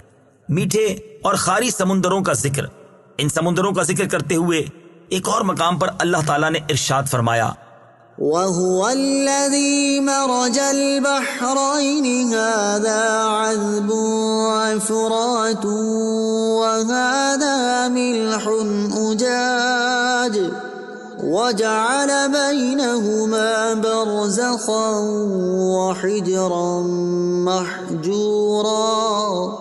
ترجمہ: اور وہی ہے جس نے دو سمندروں کو ملا دیا، ان میں یہ ایک میٹھا نہایت شیریں ہے اور یہ ایک کھاری نہایت تلخ ہے، اور ان کے بیچ میں اس نے ایک پردہ اور روکی ہوئی آڑ بنا دی، اور ارشاد فرمایا: وَمَا يَسْتَوِي الْبَحْرَانِ هَذَا عَذْبٌ فُرَاتٌ سَائِغٌ شَرَابُهُ وَهَذَا مِلْحٌ أُجَاجٌ وَمِن كُلٍّ تَأْكُلُونَ لَحْمًا طَرِيًّا وَتَسْتَخْرِجُونَ حِلْيَةً تَلْبَسُونَهَا وَتَرَى الْفُلْكَ فِيهِ مَوَاخِرَ لِتَبْتَغُوا مِن فَضْلِهِ وَلَعَلَّكُمْ تَشْكُرُونَ۔ ترجمہ: اور دونوں سمندر برابر نہیں، ان میں سے ایک یہ میٹھا خوب میٹھا ہے، اس کا پانی خوشگوار ہے، اور یہ دوسرا نمکین بہت کڑوا ہے، اور ان دونوں سمندروں میں سے ہر ایک سے تم مچھلی کا تازہ گوشت کھاتے ہو اور وہ زیور یعنی قیمتی موتی نکالتے ہو جسے تم پہنتے ہو، اور تو کشتیوں کو اس میں پانی کو چیرتے ہوئے دیکھے گا تاکہ تم اس کا فضل تلاش کرو اور تاکہ تم شکر ادا کرو۔ فَبِأَيِّ آلَاءِ رَبِّكُمَا تُكَذِّبَانِ، تو تم دونوں اپنے رب کی کون کون سی نعمت کو جھٹلاؤ گے؟ تفسیر صراط الجنان میں ہے، یعنی اے جن و انسان کے گروہ، اللہ تعالیٰ نے میٹھے اور خاری دو سمندر بہا کر اور ان میں تمہارے پہننے کا زیور رکھ کر تم پر جو انعام کیا، تم ان نعمتوں میں سے اپنے رب عز و جل کی کون کون سی نعمت کو جھٹلاؤ گے؟ فَبِأَيِّ آلَاءِ رَبِّكُمَا تُكَذِّبَانِ، تو تم دونوں اپنے رب کی کون کون سی نعمت کو جھٹلاؤ گے؟ تفسیر صراط الجنان میں ہے، یعنی اے جن و انسان کے گروہ، اللہ تعالیٰ نے تمہارے لیے ان سمندروں میں منافع پیدا فرما کر تم پر جو انعام کیا، تم ان نعمتوں میں سے اپنے رب عز و جل کی کون کون سی نعمت کو جھٹلاؤ گے؟ وَلَهُ الْجَوَارِ الْمُنشَآتُ فِي الْبَحْرِ كَالْأَعْلَامِ فَبِأَيِّ آلَاءِ رَبِّكُمَا تُكَذِّبَانِ۔ ترجمہ: اور دریا میں پہاڑوں جیسی اٹھی ہوئی کشتیاں اسی کی ہیں، تو تم دونوں اپنے رب کی کون کون سی نعمت کو جھٹلاؤ گے؟ وَلَهُ الْجَوَارِ الْمُنشَآتُ فِي الْبَحْرِ كَالْأَعْلَامِ، اور دریا میں پہاڑوں جیسی اٹھی ہوئی کشتیاں اسی کی ہیں۔ تفسیر صراط الجنان میں ہے یعنی جن چیزوں سے وہ کشتیاں بنائی گئیں وہ بھی اللہ تعالیٰ نے پیدا کی، اور ان کو ترکیب دینے اور کشتی بنانے اور کاریگری کرنے کی عقل بھی اللہ تعالیٰ نے پیدا کی، اور دریاؤں میں ان کشتیوں کا چلنا اور تیرنا یہ سب اللہ تعالیٰ کی قدرت سے ہے۔ فَبِأَيِّ آلَاءِ رَبِّكُمَا تُكَذِّبَانِ، تو تم دونوں اپنے رب کی کون کون سی نعمت کو جھٹلاؤ گے۔ تفسیر صراط الجنان میں ہے یعنی اے جن اور انسان کے گروہ، اللہ تعالیٰ نے تمہارے فائدے کے لیے سمندر میں پہاڑوں کی مانند بڑی بڑی کشتیاں جاری فرما کر تم پر جو انعام فرمایا، تم ان نعمتوں میں سے اپنے رب عز و جل کی کون کون سی نعمت کو جھٹلاؤ گے؟ كل من عليها فان ويبقى وجه ربك ذو الجلال والإكرام فبأي آلاء ربكما تكذبان۔ ترجمہ: زمین پر جتنی مخلوق ہے سب فنا ہونے والی ہے، اور تمہارے رب کی عظمت اور بزرگی والی ذات باقی رہے گی، تو تم دونوں اپنے رب کی کون کون سی نعمت کو جھٹلاؤ گے؟ کل من علیہا فان، زمین پر جتنی مخلوق ہے سب فنا ہونے والی ہے۔ تفسیر صراط الجنان میں ہے یعنی زمین پر جتنے جاندار ہیں سب ہلاک ہونے والے ہیں، کیونکہ دنیا میں انسان اور دیگر جانداروں کا وجود عارضی ہے، لہٰذا وہ باقی نہیں رہے گا، اور جو چیز باقی نہ رہے وہ فانی ہوتی ہے۔ ہر جاندار کو ایک دن دنیا سے رخصت ضرور ہونا ہے۔ تفسیر روح البیان میں ہے کہ جب یہ آیت نازل ہوئی تو فرشتوں نے کہا کہ انسان ہلاک ہو گئے، اور جب یہ آیت کل نفس ذائقۃ الموت نازل ہوئی تو فرشتوں کو اپنی موت کا بھی یقین ہو گیا۔ وَيَبْقَى وَجْهُ رَبِّكَ ذُو الْجَلَالِ وَالْإِكْرَامِ، اور تمہارے رب کی عظمت اور بزرگی والی ذات باقی رہے گی۔ تفسیر صراط الجنان میں ہے یعنی اے حبیب صلی اللہ تعالی علیہ وآلہ وسلم، زمین پر موجود تمام مخلوق فنا ہو جائے گی، اور صرف تمہارے رب عز و جل کی ذات باقی رہے گی جو عظمت و کبریائی والی ہے، اور وہ اپنی عظمت و جلالت کے باوجود اپنے انبیاء، اولیاء اور اہل ایمان پر لطف و کرم فرمائے گا، اور مخلوق کے فنا ہونے کے بعد انہیں دوبارہ زندہ کرے گا اور انہیں ابدی زندگی عطا فرمائے گا۔ سورہ رحمان کی آیت نمبر 27 کے آخری الفاظ ذو الجلال والاکرام کی برکت، اس آیت کے آخری الفاظ کو اپنی دعا میں شامل کرنے کی برکت سے دعا قبول ہو جاتی ہے۔ چنانچہ حضرت انس رضی اللہ تعالی عنہ سے روایت ہے، تاجدار رسالت صلی اللہ تعالی علیہ وآلہ وسلم نے ارشاد فرمایا، اس دعا یا ذل جلال والاکرام کو لازم پکڑ لو اور اس کی کثرت کیا کرو۔ اور حضرت معاذ بن جبل رضی اللہ تعالی عنہ فرماتے ہیں، نبی کریم علیہ الصلوۃ والسلام ایک ایسے شخص کے پاس سے گزرے جو یا ذل جلال والاکرام کہہ رہا تھا۔ آپ علیہ الصلوۃ والسلام نے اس سے ارشاد فرمایا، بے شک تیری دعا قبول کر لی جائے گی، تو دعا مانگ۔ فَبِأَيِّ آلَاءِ رَبِّكُمَا تُكَذِّبَانِ، تو تم دونوں اپنے رب کی کون کون سی نعمت کو جھٹلاؤ گے؟ تفسیر صراط الجنان میں ہے یعنی جو نعمتیں سب کے فنا ہونے پر مرتب ہیں، جیسے دوبارہ زندہ ہونا، دائمی زندگی ملنا اور ہمیشہ باقی رہنے والی نعمتیں عطا ہونا وغیرہ، تم دونوں ان میں سے اپنے رب عز و جل کی کون کون سی نعمت کو جھٹلاؤ گے؟ فنا ہونا بھی ایک اعتبار سے نعمت ہے۔ حضرت عبداللہ بن احمد نصفی رحمۃ اللہ تعالی فرماتے ہیں، فنا ہونا اس اعتبار سے نعمت ہے کہ ایمان والے موت کے بعد ابدی اور سرمدی نعمتوں کو پائیں گے، جیسا کہ حضرت ابو قتادہ بن ربعی انصاری رضی اللہ تعالیٰ عنہ فرماتے ہیں کہ رسول کریم صلی اللہ تعالی علیہ وآلہ وسلم کے پاس سے ایک جنازہ گزرا تو آپ نے فرمایا مستریح و مستراح منہ۔ صحابہ کرام نے عرض کی، یا رسول اللہ صلی اللہ تعالی علیہ وسلم، مستریح اور مستراح من سے کیا مراد ہے؟ ارشاد فرمایا، مومن بندہ جب مرتا ہے تو وہ مصیبتوں سے نجات پا کر اللہ تعالیٰ کی آغوش رحمت میں جانا چاہتا ہے، اور بدکار آدمی جب مرتا ہے تو اس کے مر جانے سے اللہ تعالیٰ کے بندے، شہر، درخت اور جانور بھی راحت پانا چاہتے ہیں۔ اور حضرت یحییٰ بن معاذ رازی رحمت اللہ تعالی علیہ فرماتے ہیں، موت کو خوش آمدید ہو، کیونکہ یہ وہ چیز ہے جو حبیب کو حبیب کے قریب کر دیتی ہے۔ يسأله من في السماوات والأرض كل يوم هو في شأن فبأي آلاء ربكما تكذبان۔ ترجمہ: آسمانوں اور زمین میں جتنے ہیں سب اسی کے سوالی ہیں، وہ ہر دن کسی کام میں ہے، تو تم دونوں اپنے رب کی کون کون سی نعمت کو جھٹلاؤ گے؟ یسألہ من فی السماوات والارض، آسمانوں اور زمین میں جتنے ہیں سب اسی کے سوالی ہیں۔ تفسیر صراط الجنان میں ہے، یعنی آسمانوں میں رہنے والے فرشتے ہوں یا زمین پر بسنے والے جن، انسان یا اور کوئی مخلوق، الغرض کوئی بھی اللہ تعالیٰ سے بے نیاز نہیں، بلکہ سب کے سب اس کے فضل کے محتاج ہیں، اور زبان حال اور کال سے اسی کی بارگاہ کے سوالی ہیں۔ اس میں اللہ تعالیٰ کی قدرت کے کمال کی طرف اشارہ ہے کہ ہر مخلوق چاہے وہ کتنی ہی بڑی کیوں نہ ہو، وہ اپنی ضروریات کو از خود پورا کرنے سے عاجز ہے اور اللہ تعالیٰ کی محتاج ہے۔ کل یوم ہوا فی شان، وہ ہر دن کسی کام میں ہے۔ تفسیر صراط الجنان میں ہے، اس آیت کے شان نزول کے بارے میں کہا گیا ہے کہ یہ آیت ان یہودیوں کے رد میں نازل ہوئی جو کہتے تھے کہ اللہ تعالیٰ ہفتے کے دن کوئی کام نہیں کرتا، چنانچہ اس آیت میں ان کے قول کا باطل ہونا ظاہر فرمایا گیا۔ اس آیت کا معنی یہ ہے کہ اللہ تعالیٰ ہر وقت اپنی قدرت کے آثار ظاہر فرماتا ہے، کسی کو روزی دیتا ہے، کسی کو مارتا ہے اور کسی کو زندہ کرتا ہے، کسی کو عزت دیتا ہے اور کسی کو ذلت میں مبتلا کر دیتا ہے، کسی کو مالدار کرتا ہے اور کسی کو محتاج، کسی کے گناہ بخشتا ہے اور کسی کی تکلیف دور کرتا ہے۔ یہاں اسی سے متعلق دو احادیث اور ایک حکایت ملاحظہ ہو۔ نمبر 1، حضرت ابو درداء رضی اللہ تعالیٰ عنہ سے روایت ہے، تاجدار رسالت صلی اللہ تعالیٰ علیہ وآلہ وسلم نے اس آیت کل یوم ہوا فی شان کے بارے میں ارشاد فرمایا کہ اللہ تعالیٰ کی شان یہ ہے کہ وہ گناہ بخشتا ہے، مصائب و آلام دور کرتا ہے، کسی قوم کو بلندی عطا فرماتا ہے اور کسی قوم کو پستی سے دوچار کر دیتا ہے۔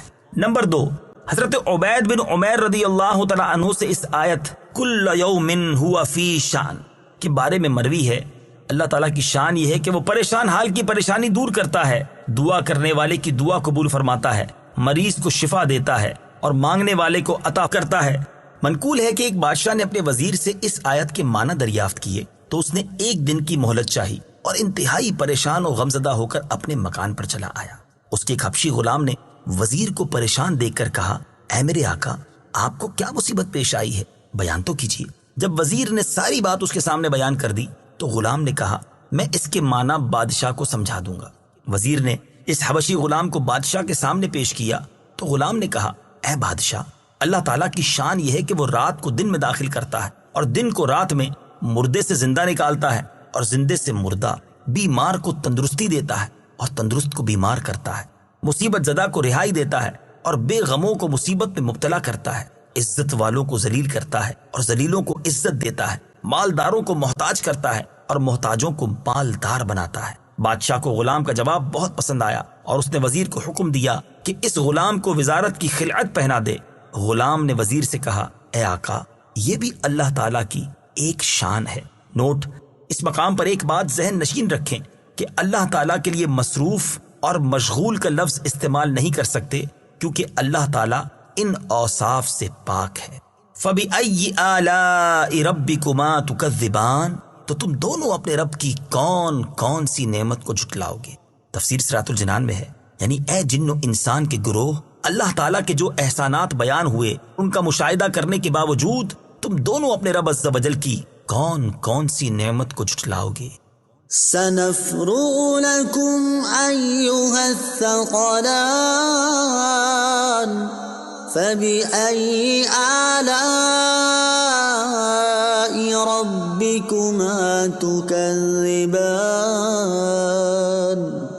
ترجمہ: اے جن اور انسانوں کے گروہ، ابھی ہم تمہارے حساب کا قصد فرمائیں گے تو تم دونوں اپنے رب کی کون کون سی نعمت کو جھٹلاؤ گے؟ ایھا الثقلان، اے جن اور انسانوں کے گروہ۔ تفسیر صراط الجنان میں ہے، اس آیت میں اللہ تعالیٰ نے جنوں اور انسانوں کو خوف دلاتے ہوئے ارشاد فرمایا کہ اے جن اور انسانوں کے گروہ، ان قریب ہم تم سے حساب لینے اور تمہیں تمہارے اعمال کی جزا دینے کا قصد فرمائیں گے۔ جنات اور انسانوں کو ثقلان فرمانے کی وجوہات۔ مفسرین نے جنوں اور انسانوں کو ثقلان فرمائے جانے کی مختلف وجوہات بیان کی ہیں۔ ان میں 3 وجوہات درج ذیل ہیں۔ نمبر 1، زمین پر موجود دیگر مخلوق کے مقابلے میں صرف جنوں اور انسانوں کو شرعی احکام کا مکلف بنایا گیا، ان کی اس عظمت کی وجہ سے انہیں ثقلان فرمایا گیا۔ نمبر 2، زندگی اور موت دونوں صورتوں میں زمین پر ان کا وزن ہے، اس لیے انہیں ثقلان فرمایا گیا۔ نمبر 3، انہیں ثقلان اس لیے فرمایا گیا کہ یہ گناہوں کی وجہ سے بھاری ہیں۔ تمام انسانوں کے لیے نصیحت۔ اس آیت میں تمام انسانوں کے لیے نصیحت ہے کہ دنیا میں وہ جیسے چاہے زندگی گزاریں، لیکن مرنے کے بعد انہیں بہرحال اللہ تعالیٰ کی بارگاہ میں اپنے کیے ہوئے اعمال کا حساب دینا ہوگا، اور پھر جس طرح کے عمل کیے ہوں گے اسی طرح کی جزا اللہ تعالیٰ کی طرف سے ملے گی۔ نوٹ: اس مقام پر ایک بات ذہن نشین رکھیں کہ اللہ تعالیٰ کے لیے فارغ کا لفظ استعمال نہیں کر سکتے، کیونکہ اللہ تعالیٰ مصروفیت اور فراغت کے وصف سے پاک ہے۔ اس لیے یہاں آیت میں سنفرغ سے اس کا حقیقی معنی فراغت مراد نہیں، بلکہ اس کا مجازی معنی قصد کرنا مراد ہے۔ فَبِأَيِّ آلَاءِ رَبِّكُمَا تُكَذِّبَانِ، تو تم دونوں اپنے رب کی کون کون سی نعمت کو جھٹلاؤ گے؟ تفسیر صراط الجنان میں ہے، یعنی اے جن اور انسان کے گروہ، اللہ تعالیٰ کا دیگر نعمتیں عطا کرنے کے ساتھ ساتھ قیامت کے دن اعمال کے حساب کے معاملے میں تمہیں تنبیہ کرنا بھی ایک نعمت ہے۔ تو تم دونوں اپنے اقوال اور اعمال کے ذریعے اپنے رب عز و جل کی کون کون سی نعمت کو جھٹلاؤ گے؟ يا معشر الجن والإنس إن استطعتم أن تنفذوا من أقطار السماوات والأرض فانفذوا لا تنفذون إلا بسلطان فبأي آلاء ربكما تكذبان۔ ترجمہ: اے جنوں اور انسانوں کے گروہ، اگر تم سے ہو سکے کہ آسمانوں اور زمین کے کناروں سے نکل جاؤ تو نکل جاؤ، تم جہاں نکل کر جاؤ گے وہاں اسی کی سلطنت ہے، تو تم دونوں اپنے رب کی کون کون سی نعمت کو جھٹلاؤ گے؟ یا معشر الجن والانس، اے جنوں اور انسانوں کے گروہ۔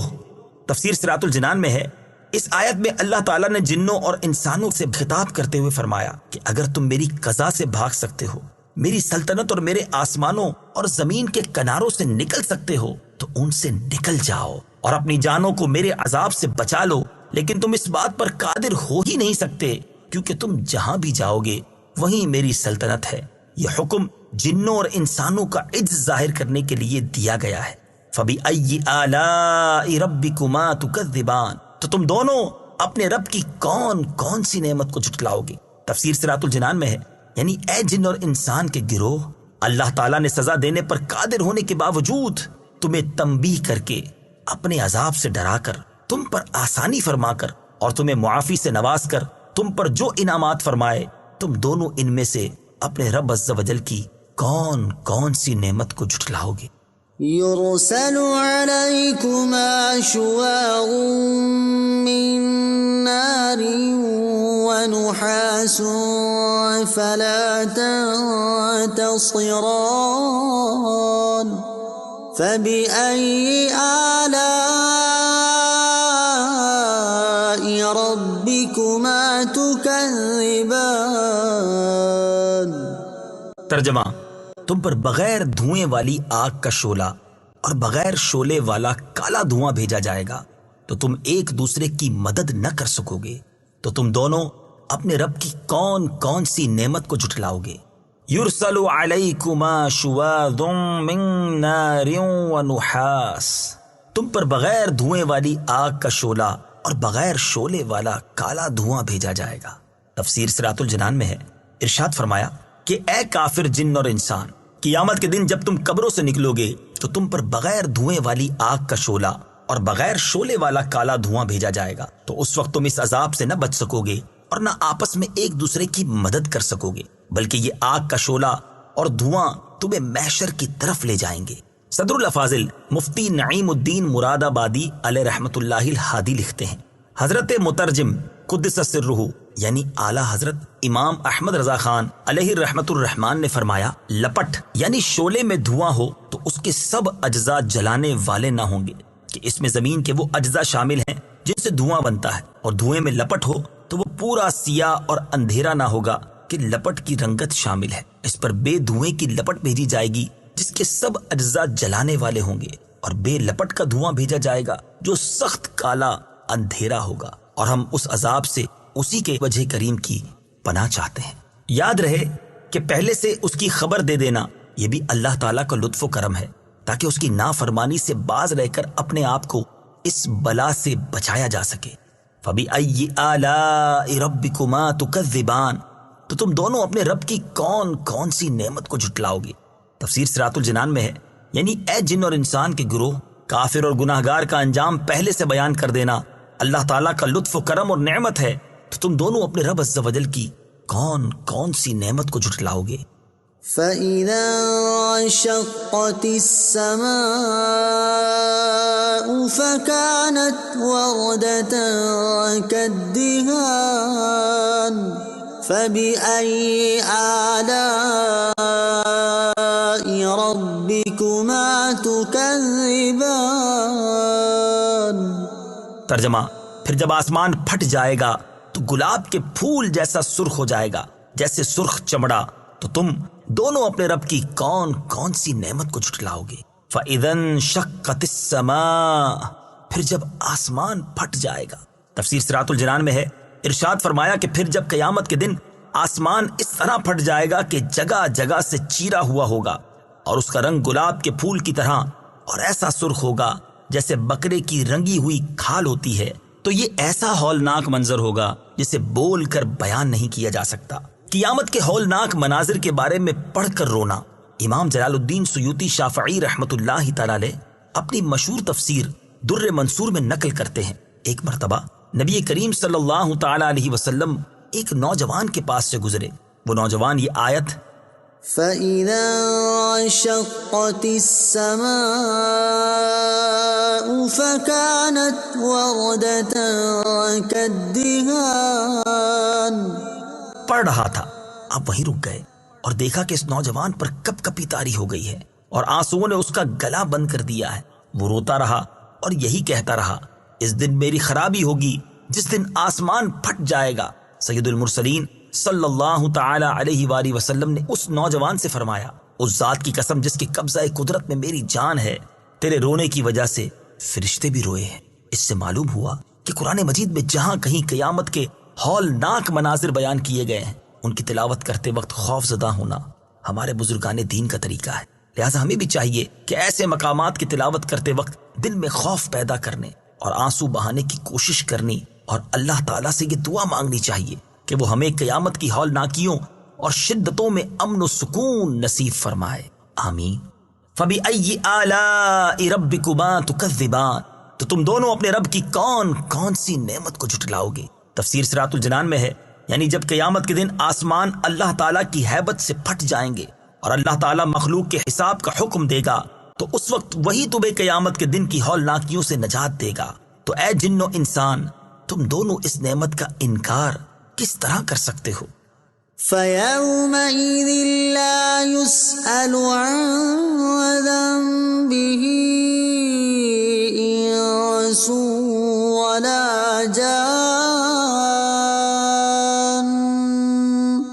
فَبِأَيِّ آلَاءِ رَبِّكُمَا تُكَذِّبَانِ۔ ترجمہ، تو اس دن کسی آدمی اور جن سے اس کے گناہ کے متعلق نہیں پوچھا جائے گا، تو تم دونوں اپنے رب کی کون کون سی نعمت کو جھٹلاؤ گے؟ فَيَوْمَئِذٍ، تو اس دن۔ تفسیر صراط الجنان میں ہے، اس آیت کی ایک تفسیر یہ ہے کہ جب لوگ قبروں سے اٹھائے جائیں گے اور آسمان پھٹے گا تو اس دن فرشتے مجرموں سے دریافت نہیں کریں گے، بلکہ ان کی صورتیں دیکھ کر ہی انہیں پہچان لیں گے، اور ان سے سوال دوسرے وقت میں ہوگا جبکہ لوگ حساب کے مقام میں جمع ہوں گے۔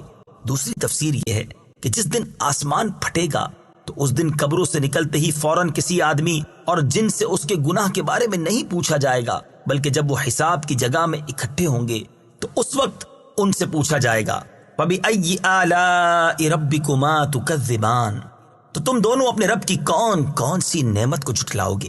تفسیر صراط الجنان میں ہے، یعنی اے جن اور انسان کے گروہ، تمہیں ان چیزوں کی خبر دینا جن سے ڈر کر تم گناہوں سے باز آ جاؤ اور دنیا میں ہی اللہ تعالیٰ کی اطاعت کر لو، یہ بھی اللہ تعالیٰ کی ایک نعمت ہے۔ تو تم دونوں اپنے رب عز و جل کی کون کون سی نعمت کو جھٹلاؤ گے؟ يعرف المجرمون بسيماهم فيؤخذ بالنواصي والأقدام فبأي آلاء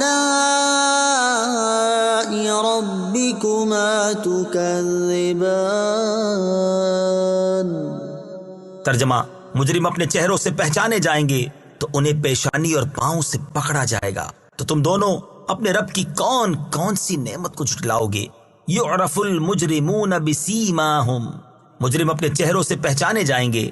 تفسیر صراط الجنان میں ہے، ارشاد فرمایا کہ قیامت کے دن مجرم اپنے چہروں سے اس طرح پہچانے جائیں گے کہ ان کے منہ کالے اور آنکھیں نیلی ہوں گی۔ تو حساب کے بعد جہنم کے خازن انہیں پکڑیں گے اور ان کے ہاتھ گردن سے باندھ دیں گے اور ان کے پاؤں پیٹھ کے پیچھے سے لا کر پیشانیوں سے ملا دیں گے، پھر انہیں چہروں کے بل گھسیٹ کر جہنم میں ڈال دیں گے۔ اور یہ بھی کہا گیا کہ بعض مجرم پیشانیوں سے گھسیٹے جائیں گے اور بعض پاؤں سے گھسیٹ کر جہنم میں ڈالے جائیں گے۔ فَبِأَيِّ آلَاءِ رَبِّكُمَا تُكَذِّبَانِ، تو تم دونوں اپنے رب کی کون کون سی نعمت کو جھٹلاؤ گے؟ تفسیر صراط الجنان میں ہے، یعنی اے جن اور انسان کے گروہ، فرشتوں کا تم میں سے مجرموں اور اطاعت گزاروں کو ان کی علامات سے پہچان لینا، اور صرف مجرموں کو ذلت اور توہین سے دوچار کرنا اور اطاعت گزاروں کو محفوظ رکھنا اللہ تعالیٰ کی نعمت ہے۔ تو تم دونوں اپنے رب عز و جل کی کون کون سی نعمت کو جھٹلاؤ گے؟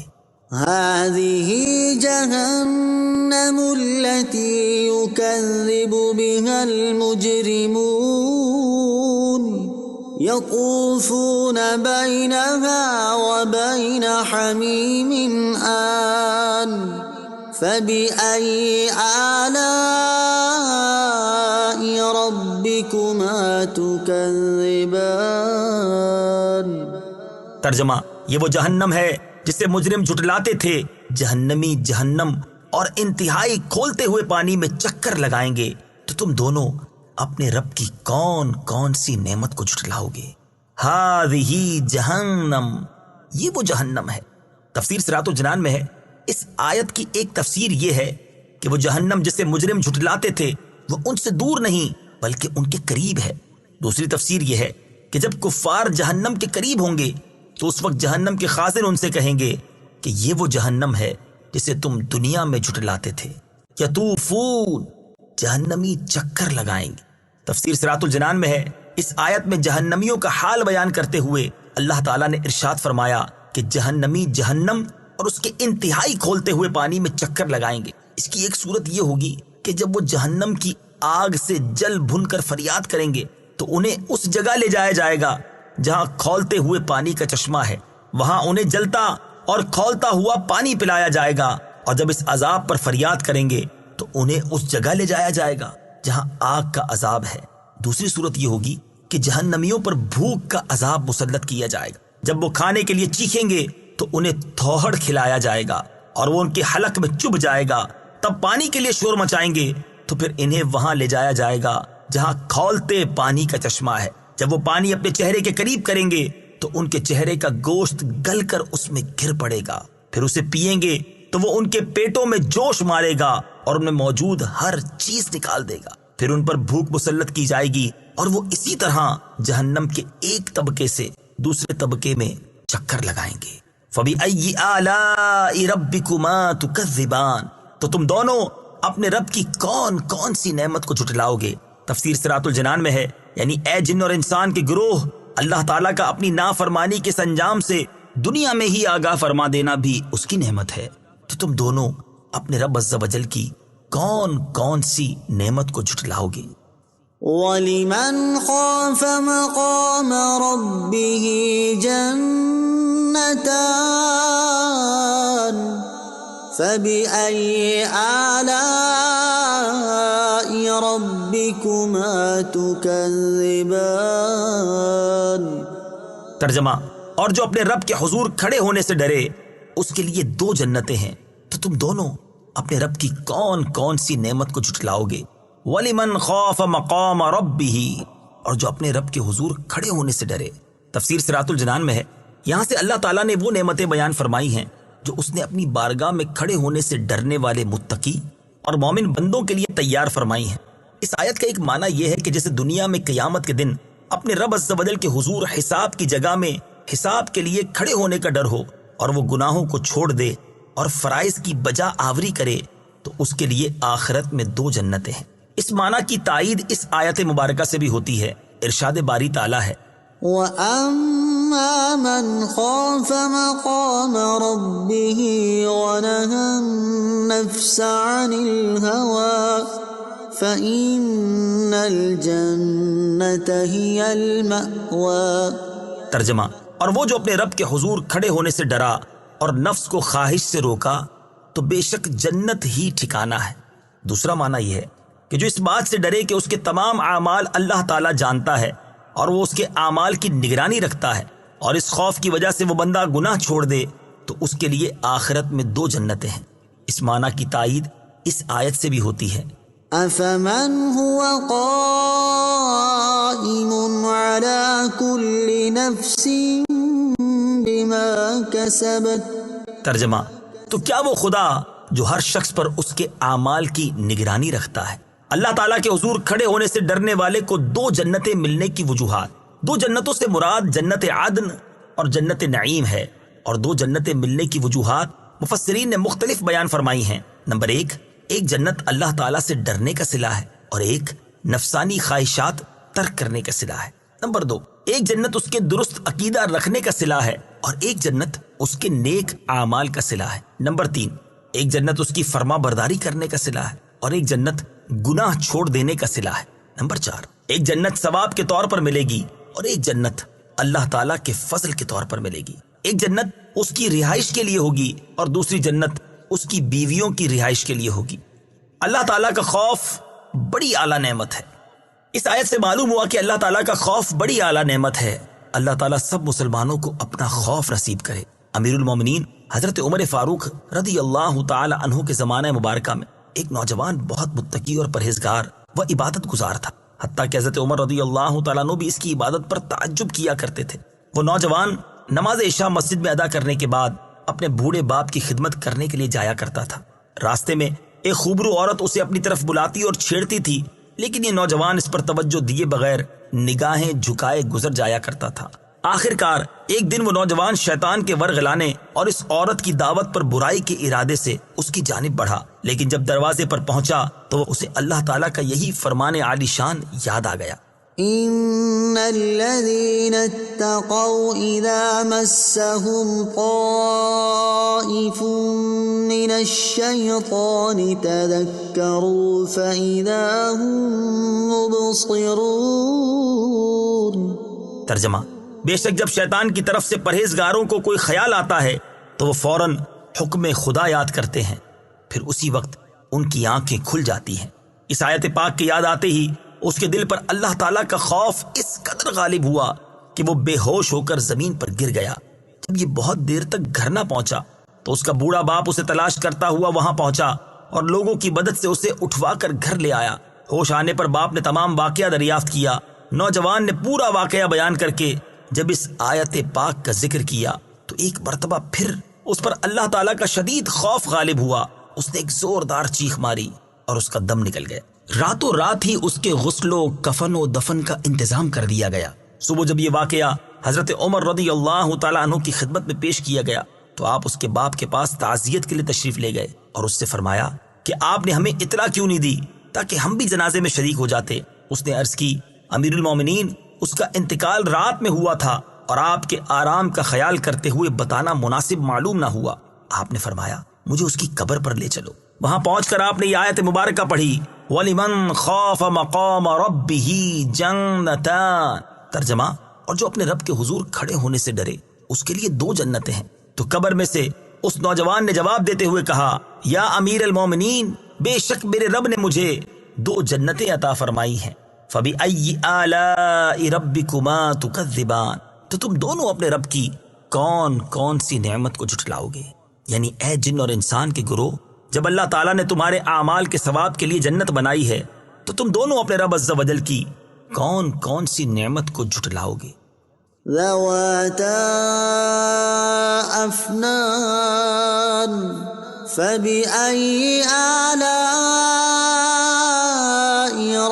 ربكما تكذبان. ترجمہ: شاخوں والی ہیں تو تم دونوں اپنے رب کی کون کون سی نعمت کو جھٹلاؤ گے. ذواتا افنان، بہت سی شاخوں والی ہیں. تفسیر صراط الجنان میں ہے، یہاں سے ان دو جنتوں کے اوصاف بیان کیے جا رہے ہیں. چنانچہ ارشاد فرمایا کہ ان جنتوں کا ایک وصف یہ ہے کہ وہ دونوں جنتیں پھلوں سے لدی ہوئی شاخوں والی ہیں اور ہر شاخ میں قسم قسم کے میوے ہیں. فَبِأَيِّ آلَاءِ رَبِّكُمَا تُكَذِّبَانِ، تو تم دونوں اپنے رب کی کون کون سی نعمت کو جھٹلاؤ گے. تفسیر صراط الجنان میں ہے، یعنی اے جن اور انسان کے گروہ، اطاعت گزاروں کو ایسا ثواب دے کر اللہ تعالیٰ نے جو تم پر انعام فرمایا، تو ان میں سے تم دونوں اپنے رب عز و جل کی کون کون سی نعمت کو جھٹلاؤ گے. فيهما عينان تجريان فبأي آلاء ربكما تكذبان. ترجمہ: ان میں دو چشمے بہ رہے ہیں تو تم دونوں اپنے رب کی کون کون سی نعمت کو جھٹلاؤ گے. فیہما عینان تجریان، ان میں دو چشمے بہ رہے ہیں. تفسیر صراط الجنان میں ہے، یہاں ان جنتوں کا ایک اور وصف بیان ہوا کہ ان میں سے ہر ایک جنت میں صاف اور میٹھے پانی کے دو چشمے بہ رہے ہیں. ان میں سے ایک کا نام تسنیم اور دوسرے کا نام سلسبیل ہے. بعض مفسرین نے فرمایا کہ ایک چشمہ خراب نہ ہونے والے پانی کا ہے اور ایک چشمہ ایسی شراب کا ہے جو پینے والوں کے لیے لذت بخش ہے. فَبِأَيِّ آلَاءِ رَبِّكُمَا تُكَذِّبَانِ، تو تم دونوں اپنے رب کی کون کون سی نعمت کو جھٹلاؤ گے. تفسیر صراط الجنان میں ہے، یعنی اے جن اور انسان کے گروہ، اللہ تعالیٰ نے تمہیں یہ چشمے عطا کر کے تمہاری نعمت میں اضافہ فرمایا تو تم اس کی قدرت اور نعمت کا انکار کیسے کر سکتے ہو، اور تم دونوں اپنے رب عز و جل کی کون کون سی نعمت کو جھٹلاؤ گے. فيهما من كل فاكهة زوجان فبأي آلاء ربكما تكذبان. ترجمہ: ان دونوں باغوں میں ہر پھل کی دو دو قسمیں ہیں تو تم دونوں اپنے رب کی کون کون سی نعمت کو جھٹلاؤ گے. فیہما من کل فاکہۃ زوجان، ان دونوں باغوں میں ہر پھل کی دو دو قسمیں ہیں. تفسیر صراط الجنان میں ہے، دو قسموں سے مراد یہ ہے کہ بعض وہ پھل ہیں جو دنیا میں دیکھے گئے اور بعض وہ عجیب و غریب پھل ہیں جو اس سے پہلے کبھی نہ دیکھے گئے. یا اس سے مراد یہ ہے کہ بعض پھل خشک ہیں اور بعض تر، یا یہ مراد ہے کہ بعض پھل خالص میٹھے ہیں اور بعض ترشی کی طرف مائل ہیں. فَبِأَيِّ آلَاءِ رَبِّكُمَا تُكَذِّبَانِ، تو تم دونوں اپنے رب کی کون کون سی نعمت کو جھٹلاؤ گے. یعنی اے جن اور انسان کے گروہ، تم ان لذیذ نعمتوں میں سے اپنے رب عز و جل کی کون کون سی نعمت کو جھٹلاؤ گے. متكئين على فرش بطائنها من استبرق وجنى الجنتين دان فبأي آلاء ربكما تكذبان. ترجمہ: اور جنتی ایسے بچھونوں پر تکیہ لگائے ہوئے ہوں گے جن کے اندرونی حصے موٹے ریشم کے ہیں اور دونوں جنتوں کے پھل جھکے ہوئے ہوں گے تو تم دونوں اپنے رب کی کون کون سی نعمت کو جھٹلاؤ گے. متکئین علی فرش، بچھونوں پر تکیہ لگائے ہوئے ہوں گے. تفسیر صراط الجنان میں ہے، یعنی جنتی لوگ بادشاہوں کی طرح آرام اور راحت سے ایسے بچھونوں پر ٹیک لگا کر بیٹھے ہوئے ہوں گے جن کے اندرونی حصے موٹے ریشم کے ہوں گے. حضرت عبداللہ ابن مسعود اور حضرت ابو ہریرہ رضی اللہ تعالی عنہما فرماتے ہیں، جب اس بچھونے کے اندرونی حصے کا یہ حال ہے تو ظاہری حصے کا کیا حال ہوگا.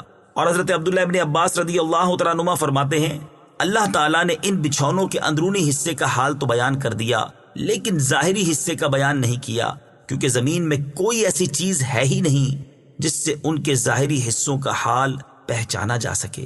وَجَنَى الْجَنَّتَيْنِ دَانٍ، اور دونوں جنتوں کا پھل جھکا ہوا ہے، یعنی ان دونوں جنتوں کا پھل اتنا قریب ہوگا کہ کھڑا بیٹھا اور لیٹا ہر شخص اسے چن لے گا، جبکہ دنیا کے پھلوں میں یہ خاصیت نہیں ہے۔ حضرت عبداللہ ابن عباس رضی اللہ تعالی عنہما فرماتے ہیں کہ درخت اتنا قریب ہوگا کہ اللہ تعالیٰ کے پیارے بندے کھڑے یا بیٹھے جیسے چاہیں گے اس کا پھل چن لیں گے۔ فَبِأَيِّ آلَاءِ رَبِّكُمَا تُكَذِّبَانِ، تو تم دونوں اپنے رب کی کون کون سی نعمت کو جھٹلاؤ گے؟ تفسیر صراط الجنان میں ہے، یعنی اے جن اور انسان کے گروہ، ان لذیذ اور باقی رہنے والی نعمتوں میں سے تم دونوں اپنے رب عز و جل کی کون کون سی نعمت کو جھٹلاؤ گے؟ فيهن قاصرات الطرف لم يطمثهن إنس قبلهم ولا جان فبأي آلاء ربكما تكذبان۔ ترجمہ: ان جنتوں میں وہ عورتیں ہیں کہ شوہر کے سوا کسی کو آنکھ اٹھا کر نہیں دیکھتی، جنہیں ان کے شوہروں سے پہلے نہ کسی آدمی نے چھوا اور نہ کسی جن نے، تو تم دونوں اپنے رب کی کون کون سی نعمت کو جھٹلاؤ گے؟ فیہن قاصرات الطرف، ان جنتوں میں وہ عورتیں ہیں کہ شوہر کے سوا کسی کو آنکھ اٹھا کر نہیں دیکھتی۔ تفسیر صراط الجنان میں ہے، اس آیت کا خلاصہ یہ ہے کہ ان جنتوں کے محلات میں جنتی مردوں کے لیے ایسی بیویاں ہوں گی جو اپنے شوہر کے علاوہ کسی اور کی طرف آنکھ اٹھا کر نہیں دیکھیں گی، اور ان میں سے ہر ایک اپنے شوہر سے کہے گی، مجھے اپنے رب عز و جل کی عزت و جلال کی قسم، جنت میں مجھے کوئی چیز تجھ سے زیادہ اچھی نہیں معلوم ہوتی۔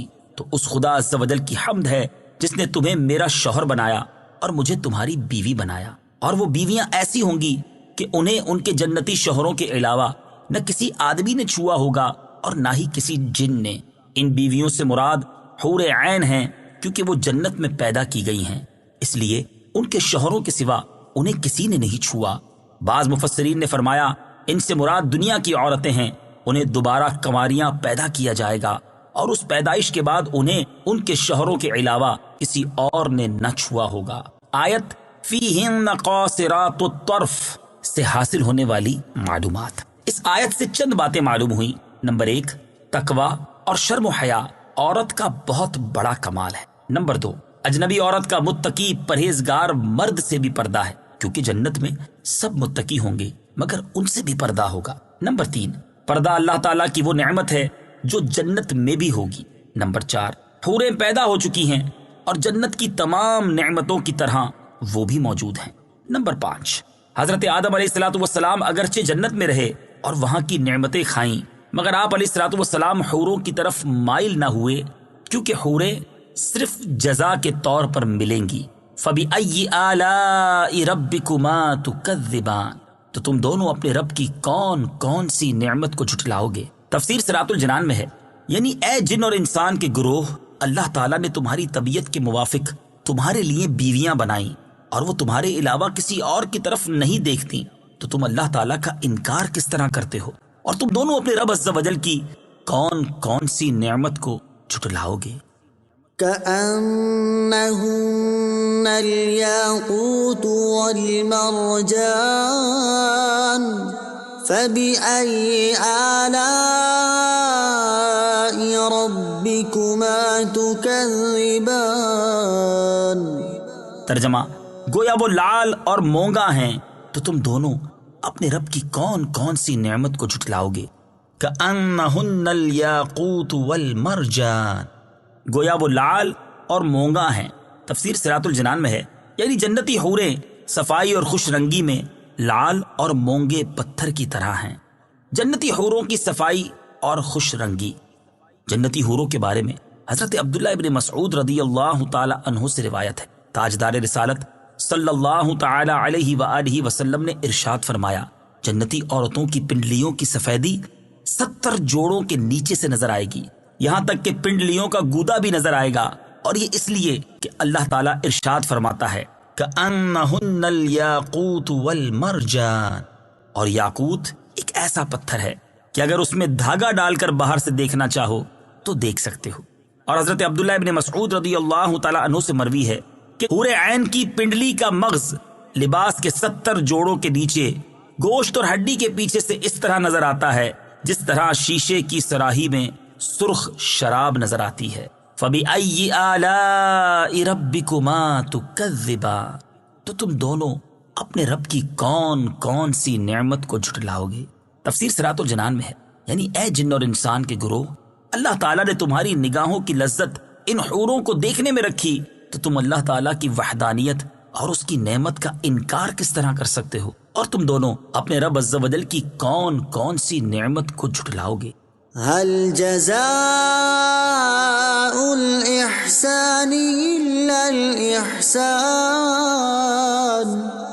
فبأي آلاء ربكما تكذبان۔ ترجمہ، نیکی کا بدلہ نیکی ہی ہے تو تم دونوں اپنے رب کی کون کون سی نعمت کو جھٹلاؤ گے؟ هل جزاء الاحسان الا الاحسان، نیکی کا بدلہ نیکی ہی ہے۔ تفسیر صراط الجنان میں ہے، یعنی جو قیامت کے دن اللہ تعالیٰ کی بارگاہ میں کھڑے ہونے سے ڈرا اور دنیا میں اس نے اچھے عمل کیے اور اپنے رب تعالیٰ کی فرما برداری کی، تو آخرت میں اللہ تعالیٰ اس کے ساتھ اس طرح احسان فرمائے گا کہ اسے اس کی دنیاوی نیکیوں پر وہ جزا عطا فرمائے گا جو ان آیات میں بیان ہوئی۔ اور حضرت عبداللہ ابن عباس رضی اللہ تعالیٰ عنہما فرماتے ہیں کہ جو لا الہ الا اللہ کا قائل ہو اور نبی اکرم صلی اللہ تعالی علیہ وآلہ وسلم کی شریعت پر عامل ہو تو اس کی جزا جنت ہے۔ فَبِأَيِّ آلَاءِ رَبِّكُمَا تُكَذِّبَانِ، تو تم دونوں اپنے رب کی کون کون سی نعمت کو جھٹلاؤ گے؟ تفسیر صراط الجنان میں ہے، یعنی اے جن اور انسان کے گروہ، تم اپنے رب عز و جل کی نعمت کا انکار کس طرح کر سکتے ہو، حالانکہ اس نے تمہاری نیکی کا ثواب جنت رکھی اور اسے تمہارے سامنے بیان کر دیا تاکہ تم نیک اعمال کر کے اللہ تعالیٰ کے ثواب اور اس کے احسان کو پالو۔ وَمِن دُونِهِمَا جَنَّتَانِ فَبِأَيِّ آلَاءِ رَبِّكُمَا تُكَذِّبَانِ۔ ترجمہ، اور ان کے سوا دو جنتیں اور ہیں تو تم دونوں اپنے رب کی کون کون سی نعمت کو جھٹلاؤ گے؟ وَمِن دُونِهِمَا جَنَّتَانِ، اور ان کے سوا دو جنتیں اور ہیں۔ تفسیر صراط الجنان میں ہے، یعنی جن دو جنتوں کا ذکر اوپر گزرا ان کے علاوہ دو جنتیں اور بھی ہیں، مگر یہ دونوں ان پہلی جنتوں سے مرتبے، مقام اور فضیلت میں کم ہیں۔ حضرت ابو موسیٰ اشعری رضی اللہ تعالیٰ عنہ سے روایت ہے، رسول کریم صلی اللہ تعالی علیہ وآلہ وسلم نے ارشاد فرمایا، دو جنتیں تو ایسی ہیں جن کے برتن اور سامان چاندی کے ہیں، اور دو جنتیں ایسی ہیں کہ جن کے برتن اور سامان سونے کے ہیں۔ امام ضحاک رحمت اللہ تعالی علیہ فرماتے ہیں، پہلی دو جنتیں سونے اور چاندی کی اور دوسری دو جنتیں یاقوت اور زبرجد کی ہیں۔ جن جنتوں کا اس آیت میں بیان ہوا ان کے بارے میں ایک قول یہ ہے کہ یہ دائیں جانب والوں کے لیے ہیں، کیونکہ ان کا مرتبہ ان لوگوں سے کم ہے جو اللہ تعالیٰ کی بارگاہ میں کھڑے ہونے سے ڈرتے ہیں، اور ایک قول یہ ہے کہ یہ دونوں جنتیں بھی اللہ تعالیٰ کی بارگاہ میں کھڑے ہونے سے ڈرنے والوں کے لیے ہیں۔ فَبِأَيِّ آلَاءِ رَبِّكُمَا تُكَذِّبَانِ، تو تم دونوں اپنے رب کی کون کون سی نعمت کو جھٹلاؤ گے؟ یعنی اے جن و انسان کے گروہ، اللہ تعالیٰ نے پہلے متقی لوگوں کے لیے دو جنتوں کا ذکر فرمایا اور اب ان کی فضیلت و کرامت میں اضافہ کرتے ہوئے دو اور جنتوں کا ذکر فرمایا، تو تم اپنے رب عز و جل کے فضل و کرامت کا انکار کس طرح کر سکتے ہو؟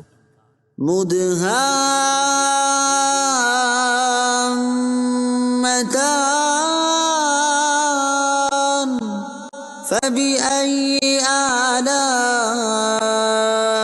ربكما تكذبان۔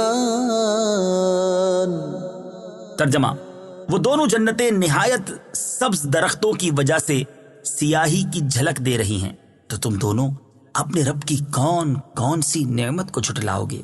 مدہامتان، وہ دونوں جنتیں نہایت سبز درختوں کی وجہ سے سیاہی کی جھلک دے رہی ہیں۔ اس آیت میں ان جنتوں کا وصف بیان کیا گیا ہے کہ ان کے درختوں کے پتے اتنے سبز ہیں کہ وہ سیاہی کی جھلک دے رہے ہیں۔ سبز رنگ کا فائدہ، یہ انتہائی خوشنما رنگ ہے اور نور نظر کے لیے بہت مفید ہے۔ حضرت جابر بن عبداللہ رضی اللہ تعالی عنہ سے روایت ہے، نبی اکرم صلی اللہ تعالی علیہ وآلہ وسلم نے ارشاد فرمایا، سبز رنگ کی طرف دیکھنے سے بصارت میں اضافہ ہوتا ہے۔ فَبِأَيِّ آلَاءِ رَبِّكُمَا تُكَذِّبَانِ، تو تم دونوں اپنے رب کی کون کون سی نعمت کو جھٹلاؤ گے؟ تفسیر صراط الجنان میں ہے، یعنی اے جن اور انسان کے گروہ، اللہ تعالیٰ نے تمہارے لیے سبز جنتیں بنائیں، کیونکہ سبز رنگ کی طرف دیکھنے سے بصارت میں اضافہ ہوتا ہے، تو تم اس کی وحدانیت کا انکار کس طرح کر سکتے ہو؟ فیہما عینان نضاختان فبأي آلاء ربكما تكذبان۔ ترجمہ، ان میں دو چھلکتے ہوئے چشمے ہیں، تو تم دونوں اپنے رب کی کون کون سی نعمت کو جھٹلاؤ گے؟ فیہما عینان نضاختان، ان میں دو چھلکتے ہوئے چشمے ہیں۔ تفسیر صراط الجنان میں ہے، یعنی ان دونوں جنتوں میں پانی کے چھلکتے ہوئے دو چشمے ہیں جن کا پانی ٹوٹتا نہیں۔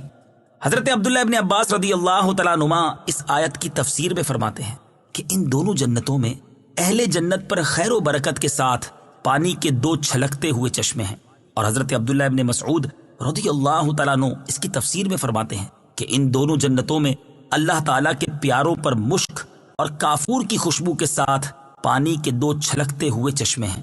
اور حضرت انس بن مالک رضی اللہ تعالی عنہ فرماتے ہیں، اہل جنت کے گھروں میں مشک اور عنبر کی خوشبو کے ساتھ پانی کے دو چھلکتے ہوئے چشمے ہیں۔ فَبِأَيِّ آلَاءِ رَبِّكُمَا تُكَذِّبَانِ، تو تم دونوں اپنے رب کی کون کون سی نعمت کو جھٹلاؤ گے؟ تفسیر صراط الجنان میں ہے، یعنی اے جن اور انسان کے گروہ، تم میں سے نیک اعمال کرنے والوں کو ایسا عظیم ثواب عطا کر کے اللہ تعالیٰ نے تم پر انعام کیا، تو تم دونوں اپنے رب عز و جل کی کون کون سی نعمت کو جھٹلاؤ گے؟ فیہما فاکہۃ ونخل ورمان فبأي آلاء ربكما تكذبان۔ ترجمہ، ان جنتوں میں میوے اور کھجوریں اور انار ہیں، تو تم دونوں اپنے رب کی کون کون سی نعمت کو جھٹلاؤ گے؟ وَنَخْلٌ وَرُمَّانٌ، اور کھجوریں اور انار۔ تفسیر صراط الجنان میں ہے، یعنی جنتوں میں ہر طرح کے میوے ہوں گے۔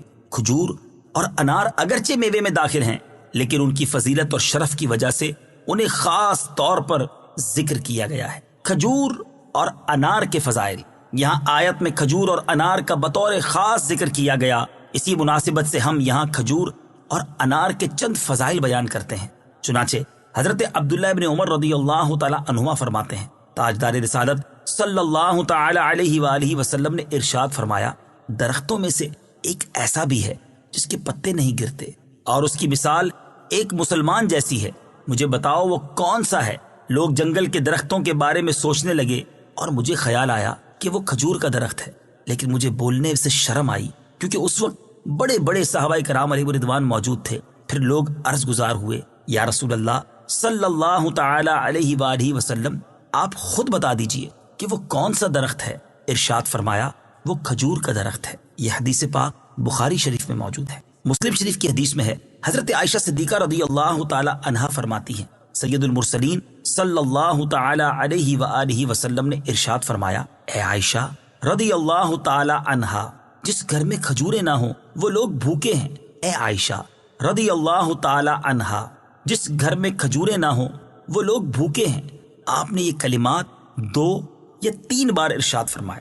مروی ہے کہ حضرت عبداللہ ابن عباس رضی اللہ تعالی عنہما نے فرمایا، مجھے یہ حدیث پہنچی ہے کہ زمین میں ایسا کوئی انار نہیں جس کے دانوں میں جنتی انار کے دانوں سے پیوند کاری نہ کی گئی ہو۔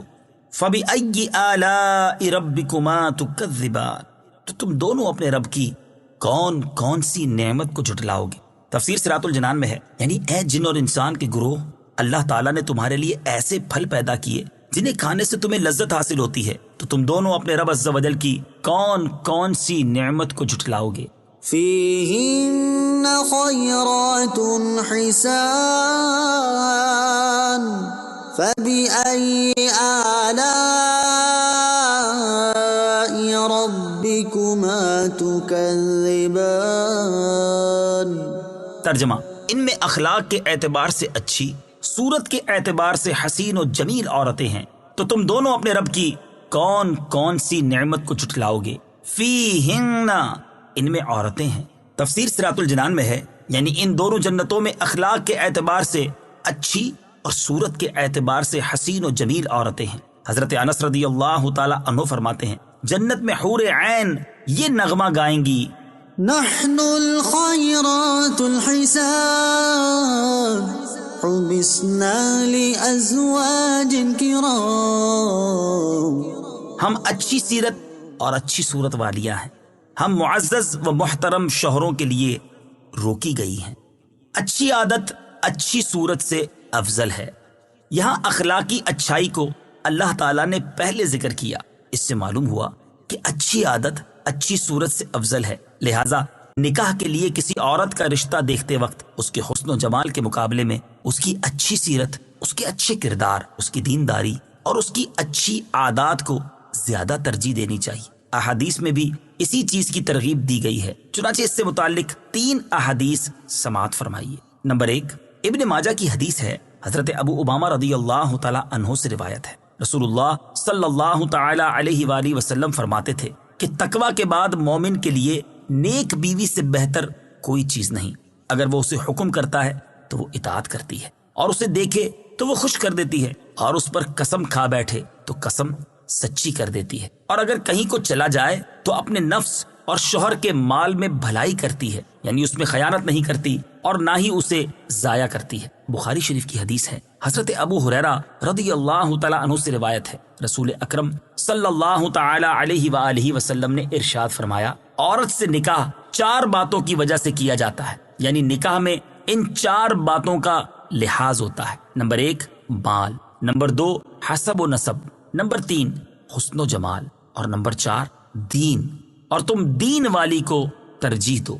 نمبر 3، حضرت انس بن مالک رضی اللہ تعالی عنہ سے روایت ہے، رسول کریم صلی اللہ تعالی علیہ وآلہ وسلم نے ارشاد فرمایا، جو کسی عورت سے اس کی عزت کی وجہ سے نکاح کرے گا، اللہ تعالیٰ اس کی ذلت میں اضافہ کرے گا، اور جو کسی عورت سے اس کے مال کے سبب نکاح کرے گا، اللہ تعالیٰ اس کی محتاجی ہی بڑھائے گا، اور جو کسی عورت سے اس کے حسب کی بنا پر نکاح کرے گا تو اللہ تعالیٰ اس کے کمینہ پن میں اضافہ فرمائے گا، اور جو اس لیے نکاح کرے گا کہ ادھر ادھر نگاہ نہ اٹھے اور پاک دامنی حاصل ہو یا صلہ رحم کرے، تو اللہ تعالیٰ اس مرد کے لیے اس عورت میں برکت دے گا اور عورت کے لیے مرد میں برکت دے گا۔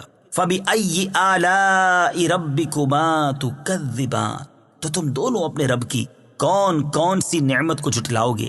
تفسیر صراط الجنان میں ہے، یعنی اے جن اور انسان کے گروہ، اللہ تعالیٰ نے تمہارے سامنے جنتی عورتوں کے اوصاف بیان کر کے تم پر انعام فرمایا، تو تم دونوں اپنے رب عز و جل کی کون کون سی نعمت کو جھٹلاؤ گے؟ حور مقصورات فی الخیام فبأي آلاء ربكما تكذبان۔ ترجمہ: خیموں میں پردہ نشین حوریں ہیں، تو تم دونوں اپنے رب کی کون کون سی نعمت کو جھٹلاؤ گے؟ حوریں۔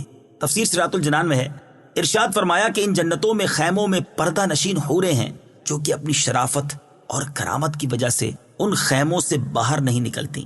جنتی حور اور اس کے خیموں کا حال، بخاری شریف کی حدیث ہے، حضرت انس بن مالک رضی اللہ تعالی عنہ سے روایت ہے، نبی کریم صلی اللہ تعالی علیہ وآلہ وسلم نے ارشاد فرمایا، اگر جنتی عورتوں میں سے زمین کی طرف کسی ایک کی جھلک پڑ جائے تو آسمان و زمین کے درمیان کی تمام فضا روشن ہو جائے اور خوشبو سے بھر جائے۔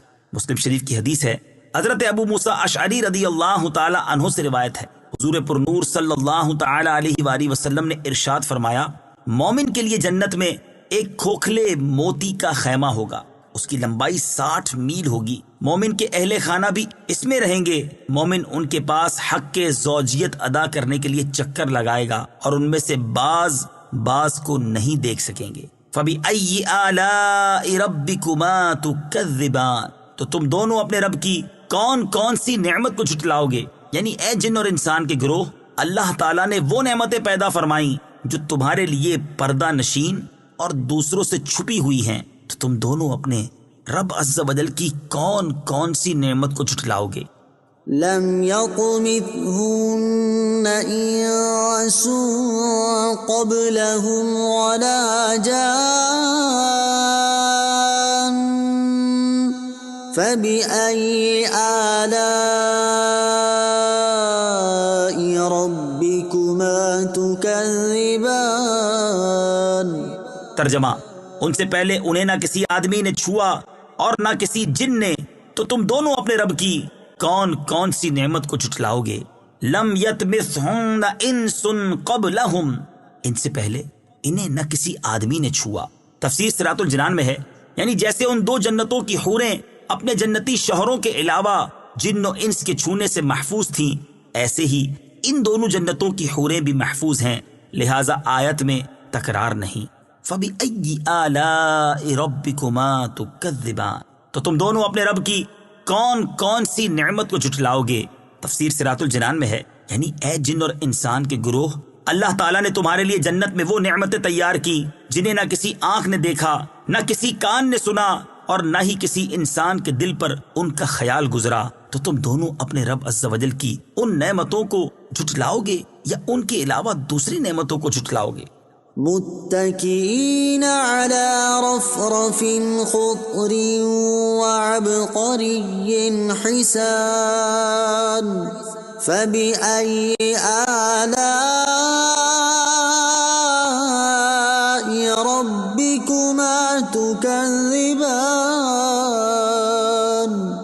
ترجمہ، جنتی سبز قالینوں اور انتہائی خوبصورت بچھونوں پر تکیہ لگائے ہوئے ہوں گے، تو تم دونوں اپنے رب کی کون کون سی نعمت کو جھٹلاؤ گے؟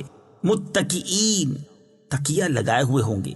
تفسیر صراط الجنان میں ہے، اللہ تعالیٰ کے حضور کھڑے ہونے سے ڈرنے والوں کو جو دو جنتیں عطا ہوں گی، ان کے جنتی بچھونوں کا ظاہری حال بیان نہیں کیا گیا، جیسا کہ آیت نمبر 54 میں گزرا، کیونکہ ان بچھونوں کی شان بہت بلند ہے اور ان کا ظاہری حال عقل اور فہم کے ادراک سے باہر ہے، جبکہ دوسری دو جنتوں میں اہل جنت کو جو بچھونے عطا ہوں گے ان کا ظاہری حال یہاں بیان کر دیا گیا کہ وہ سبز اور منقش ہوں گے۔ اس سے ان بچھونوں میں فرق صاف ظاہر ہو رہا ہے۔ فَبِأَيِّ آلَاءِ رَبِّكُمَا تُكَذِّبَانِ، تو تم دونوں اپنے رب کی کون کون سی نعمت کو جھٹلاؤ گے؟ تفسیر صراط الجنان میں ہے، یعنی اے جن اور انسان کے گروہ، تمہارے رب عز و جل کے علاوہ تم پر کوئی احسان فرمانے والا نہیں، تو تم دونوں اپنے رب عز و جل کی کون کون سی نعمت کو جھٹلاؤ گے؟